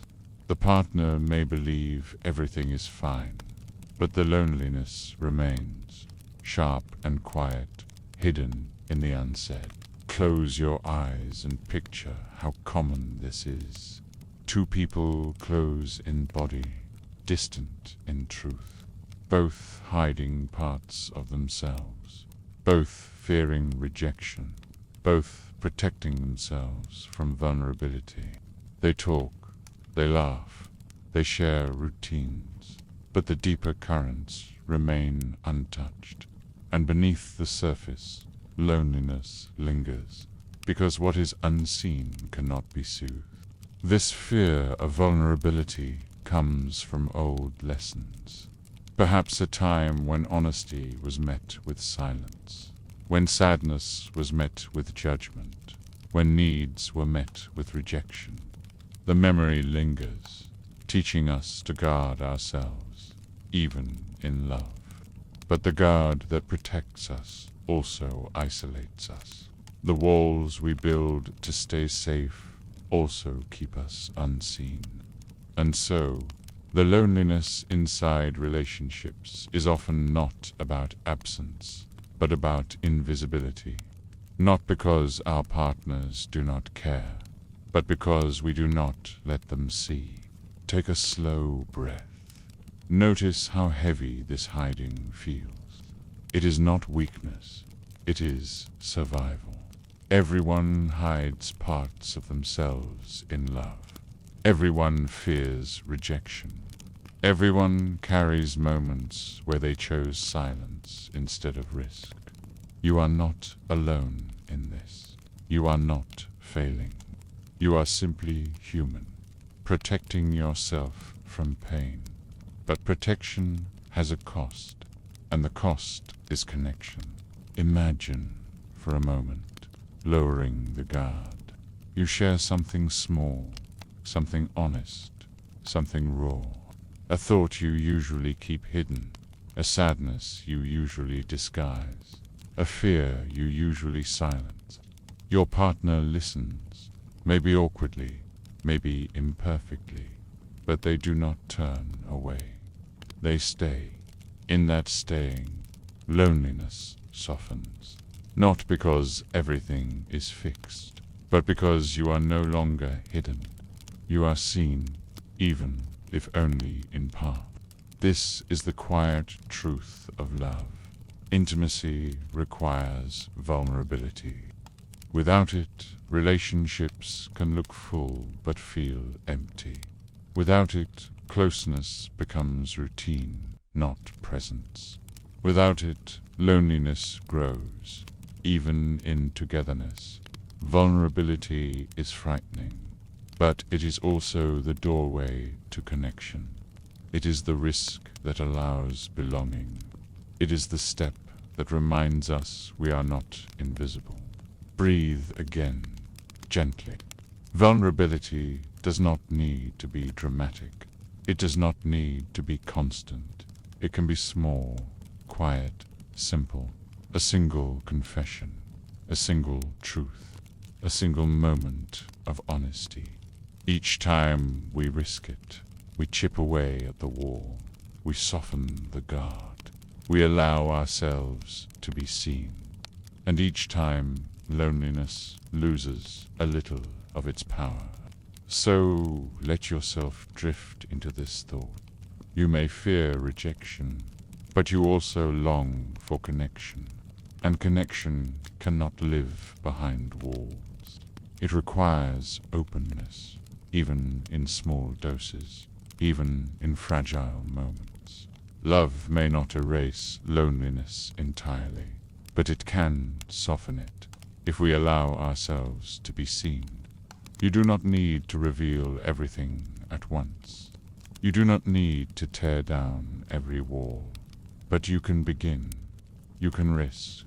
You can let yourself be known, even just a little. And in that, you may find that loneliness feels less like silence and more like a bridge waiting to be crossed. Loneliness can also appear in long-term relationships. At first, love feels alive with discovery. Every conversation fresh, every glance filled with meaning, every moment carrying weight. But as time passes, routine settles in. Daily life takes over. Conversations repeat. Responsibilities multiply. The spark softens into habit, and slowly partners may begin to feel distant. Not because the love is gone, but because the presence has become ordinary, quiet, almost invisible. This is a different kind of loneliness. The loneliness of being known, yet no longer noticed. Imagine a couple sitting at dinner. The food is warm, the room is quiet. The conversation moves through the same familiar patterns. How was your day? What's planned for tomorrow? The words are kind, but they lack depth. Each person nods, listens, responds, but inside, both may feel a quiet emptiness. The connection that once felt alive now feels muted. They are together, but not truly reaching each other. They are present, but also drifting. Close your eyes and picture this in daily routines. Partners waking up side by side, rushing through the morning without speaking deeply, returning home at night, sitting in the same room, each lost in their own screen, their own thoughts, going to bed together, but with silence between them. From the outside, it looks like companionship, but inside, it can feel like solitude. To people sharing a life, but not always sharing themselves. This kind of loneliness is often invisible because it hides behind stability. The relationship may look strong, steady, reliable, and in many ways it is. But stability is not the same as presence. Familiarity is not the same as intimacy. Without effort, without renewal, even love can grow quiet, and loneliness can creep in through the cracks of routine. Take a slow breath. Notice how ordinary this experience is. Many couples carry it silently, believing it is normal, believing it is simply what happens with time. And in some ways, it is. Passion softens, excitement fades, routines form. But the loneliness inside does not need to be permanent. It is not proof that the love is broken. It is proof that connection requires attention, not only in the beginning, but always. Imagine one partner pausing in the middle of routine. Instead of asking the same questions, they ask something deeper. How are you really feeling? What are you longing for? What is weighing on your heart? The other hesitates, surprised, but then answers. The conversation shifts. The silence breaks. The routine softens into intimacy again. The change is not dramatic, but it is real. Even in long-term relationships, moments of presence can revive connection, reminding both partners that they are more than habits, more than roles, more than routines. Loneliness in long-term love often comes not from absence, but from invisibility. Each partner assumes they know the other completely, and so they stop asking, stop listening, stop noticing. But people continue to change, to grow, to ache, to hope. And when those changes go unseen, loneliness grows, even in shared lives. The cure is not to erase routine, but to remember curiosity, to notice again, to ask again, to see again, breathe again, slowly. Loneliness in long relationships does not mean love is lost. It means presence has thinned. It means recognition has quieted. It means the spark of curiosity has dimmed. And all of these can return gently, with effort, with care. The ache does not mean failure. It means longing. Longing to be noticed again.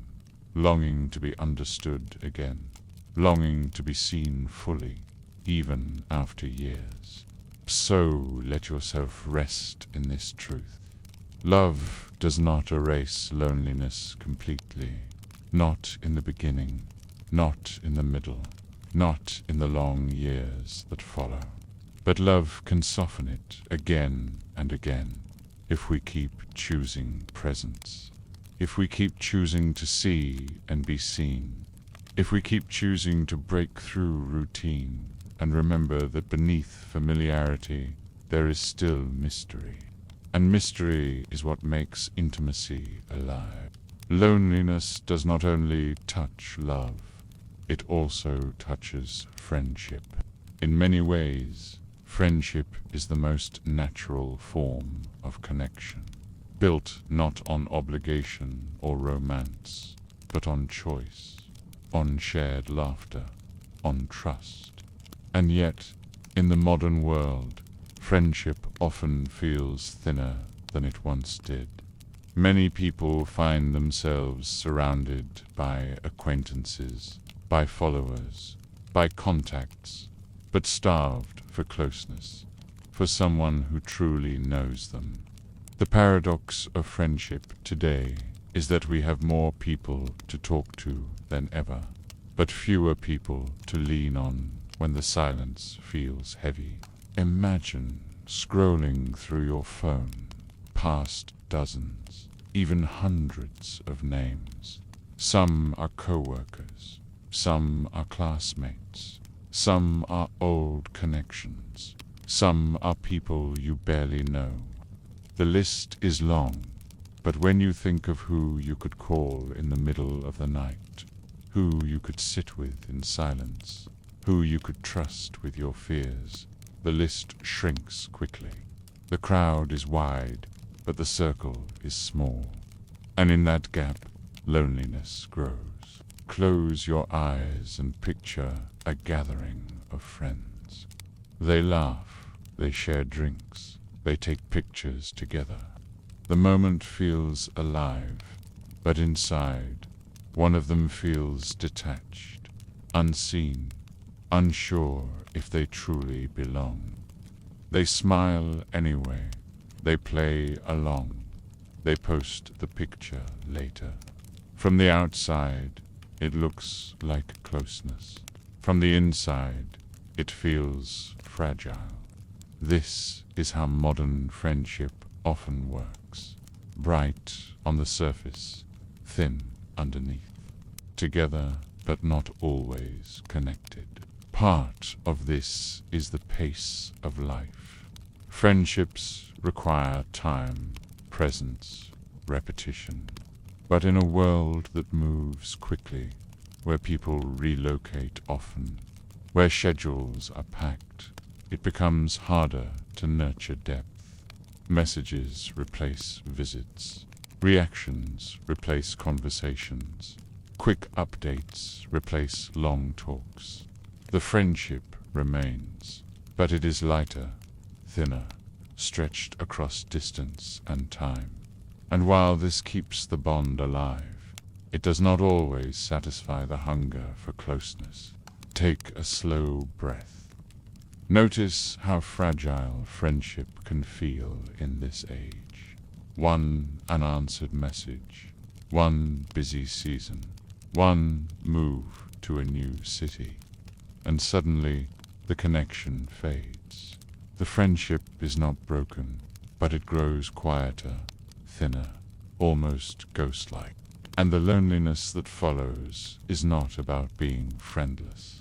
It is about feeling that the bonds you have are too fragile to hold the full weight of your heart. Imagine two people who were once close. They shared everything, spoke daily, laughed deeply. But life shifted. Jobs, families, distance. Now they text occasionally. They like each other's posts. They promise to meet soon. But the intimacy they once had feels like a memory. The friendship is still there, but the closeness is gone. Both feel it, both miss it, but neither knows how to return to it. And so the loneliness lingers, hidden beneath polite updates and digital fragments. This is why so many feel surrounded, yet starved. We have networks, but not circles. We have contact, but not closeness. We have many people to share with, but few people to lean on. And the loneliness that results is sharp, because friendship is one of the deepest needs of being human. To be chosen, to be accepted, to be celebrated. Not out of duty, but out of love. When that is missing, the ache is heavy, even if the phone is full of name. Breathe again, gently. The loneliness you feel in friendship is not proof that you are unworthy. It is not proof that you are failing. It is a reflection of the way modern life is shaped. Fast, scattered, digital, busy. Depth requires slowness, patience, presence, and these are rare in a world that rewards speed. The hunger for closeness you feel is not weakness, it is strength. It is your reminder that surface connection is not enough, that you long for more than fragments. So let yourself rest in this thought. Friendship today may feel thinner, but the longing for depth is still alive, and that longing is shared. Many others feel the same, even as they post pictures, even as they laugh in groups, even as they smile in crowds. The loneliness inside friendship is not yours alone. It is a quiet truth carried by many, waiting for the moments when we dare to go deeper, to speak more honestly, to lean more fully. Friendship in the digital age often looks alive, even when it feels thin. We have constant contact with people through messages, likes, tags, and stories. Every day brings small signals, a heart on a post, a short reply, a laughing emoji. These fragments create the illusion of closeness, as if we are always in touch, always connected. But beneath the constant contact, intimacy may still be missing, because true closeness requires more than signals. It requires presence, listening, honesty, and those things cannot always fit inside a notification. Imagine two friends who text every day. They share jokes, send memes, comment on each other's updates. The thread is long, filled with words and pictures. On the surface, it looks like deep connection. But when one of them feels truly heavy, when loneliness aches, they hesitate to type it out. A meme feels safer. A quick joke feels lighter.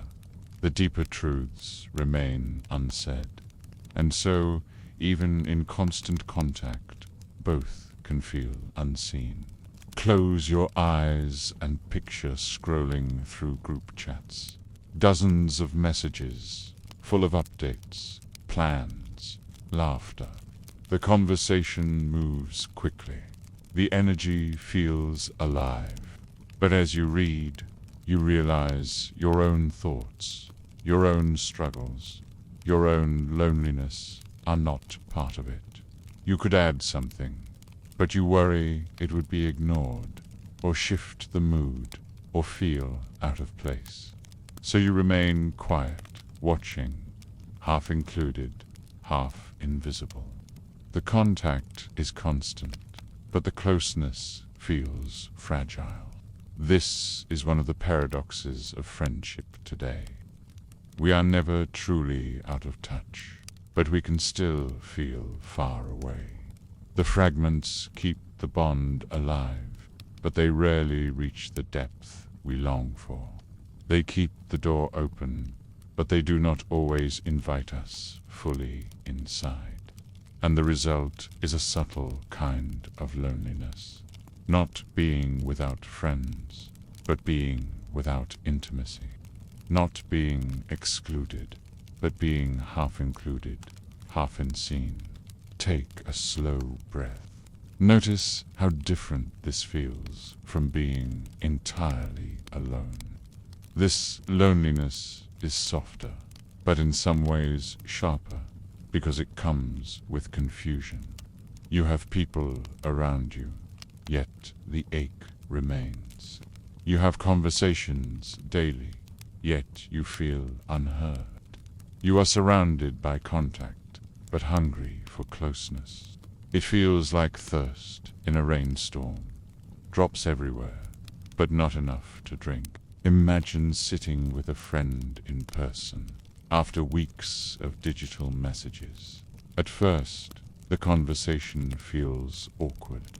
You realize how much has been left unsaid, how many small truths were skipped over in the quick pace of texting. Slowly, as you sit together, as the silence stretches, the deeper parts begin to surface. A sigh, a confession, a thought that would not fit into a message. The bond feels alive again, heavier, more real. This is the difference between contact and intimacy. One keeps the surface moving, the other nourishes the soul. But in modern life, intimacy is harder to sustain. Distance, schedules, distractions pull friendships thin. And so we accept the fragments, telling ourselves they are enough. We scroll, we reply, we react, we keep the thread alive. But late at night, the loneliness whispers, asking for more than messages, more than emojis, more than fragments. It asks for presence, for attention, for the kind of listening that cannot be replaced by quick contact. Breathe again, slowly. You are not weak for feeling this hunger. You are not failing for longing for more. This is not proof that your friendships are broken. It is proof that you are human, and that humans need depth. We cannot thrive on fragments alone. We need to be fully seen, not just contacted. We need to be fully heard, not just replied to. The ache you feel is a reminder of that truth. So let yourself rest in this thought. The digital age may surround you with signals, but the signals are not always enough. They keep the door open, but they do not always invite you home. You may feel lonely in friendship, even with constant contact, but you are not alone in that feeling. Many others carry the same quiet ache, scrolling, replying, laughing, while longing for depth beneath the surface. And that longing itself is hope, proof that you still believe intimacy is possible, even in a world of fragments. Friendship does not always end with conflict. Often it fades quietly. No harsh words, no dramatic break, just time, distance, and silence, slowly stretching the bond thinner. Two people who were once close begin to text less, meet less, share less. Life pulls them in different directions. Work, families, new places, new priorities. And though no one chooses to end the friendship, the closeness dissolves. What remains is a kind of ghost, the memory of intimacy, the echo of connection, the grief of what is no longer alive. Imagine scrolling through old pictures, smiles from years ago, inside jokes captured in captions, moments that once felt alive with belonging. You look at them now and feel both warmth and sadness. The bond was real, but it has faded. You may still care for the person. You may still think of them fondly, but the closeness is gone, and in its place, loneliness grows. Not because you have no friends, but because you miss the depth of what once was. Close your eyes and picture this fading as a slow drift.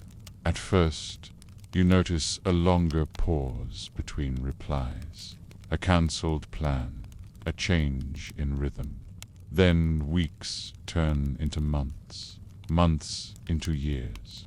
The friendship still exists, technically, but it no longer feels alive.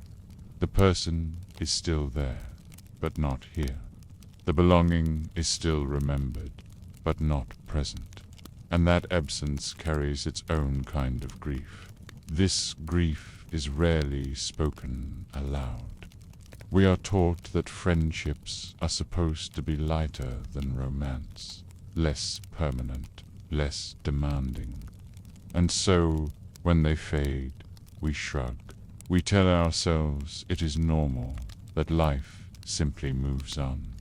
But inside, the ache remains. Because friendship is not light. Friendship is deep. Friendship is one of the most intimate bonds we can know. And when it fades, even quietly, it leaves a mark. Take a slow breath. Notice how heavy it feels to remember someone you once shared everything with, and now rarely speak to. That weight is not weakness, it is grief. A quiet grief, softer than heartbreak, but still real. And grief is a form of love. Love for what was, love for what mattered, love for what shaped you. The loneliness that follows is not just absence, it is memory. It is the shadow of closeness that once was. Imagine seeing that old friend again after years. You smile, you hug, you share updates. The conversation is kind, but the intimacy is different. You realize you can never fully return to what once was. Too much time has passed. Too many moments have been missed. The bond is not broken, but it has changed. This realization carries both peace and sadness. Peace in knowing the care remains. Sadness in knowing the closeness is gone. This kind of loneliness is especially quiet because it is tied to time. It cannot be solved by a message, or a call, or a visit. Those things may rekindle connection, but they cannot fully restore what was lost. And so, part of growing older is learning to carry this loneliness. The loneliness of friendships that fade. The loneliness of bonds that were real but are no longer alive.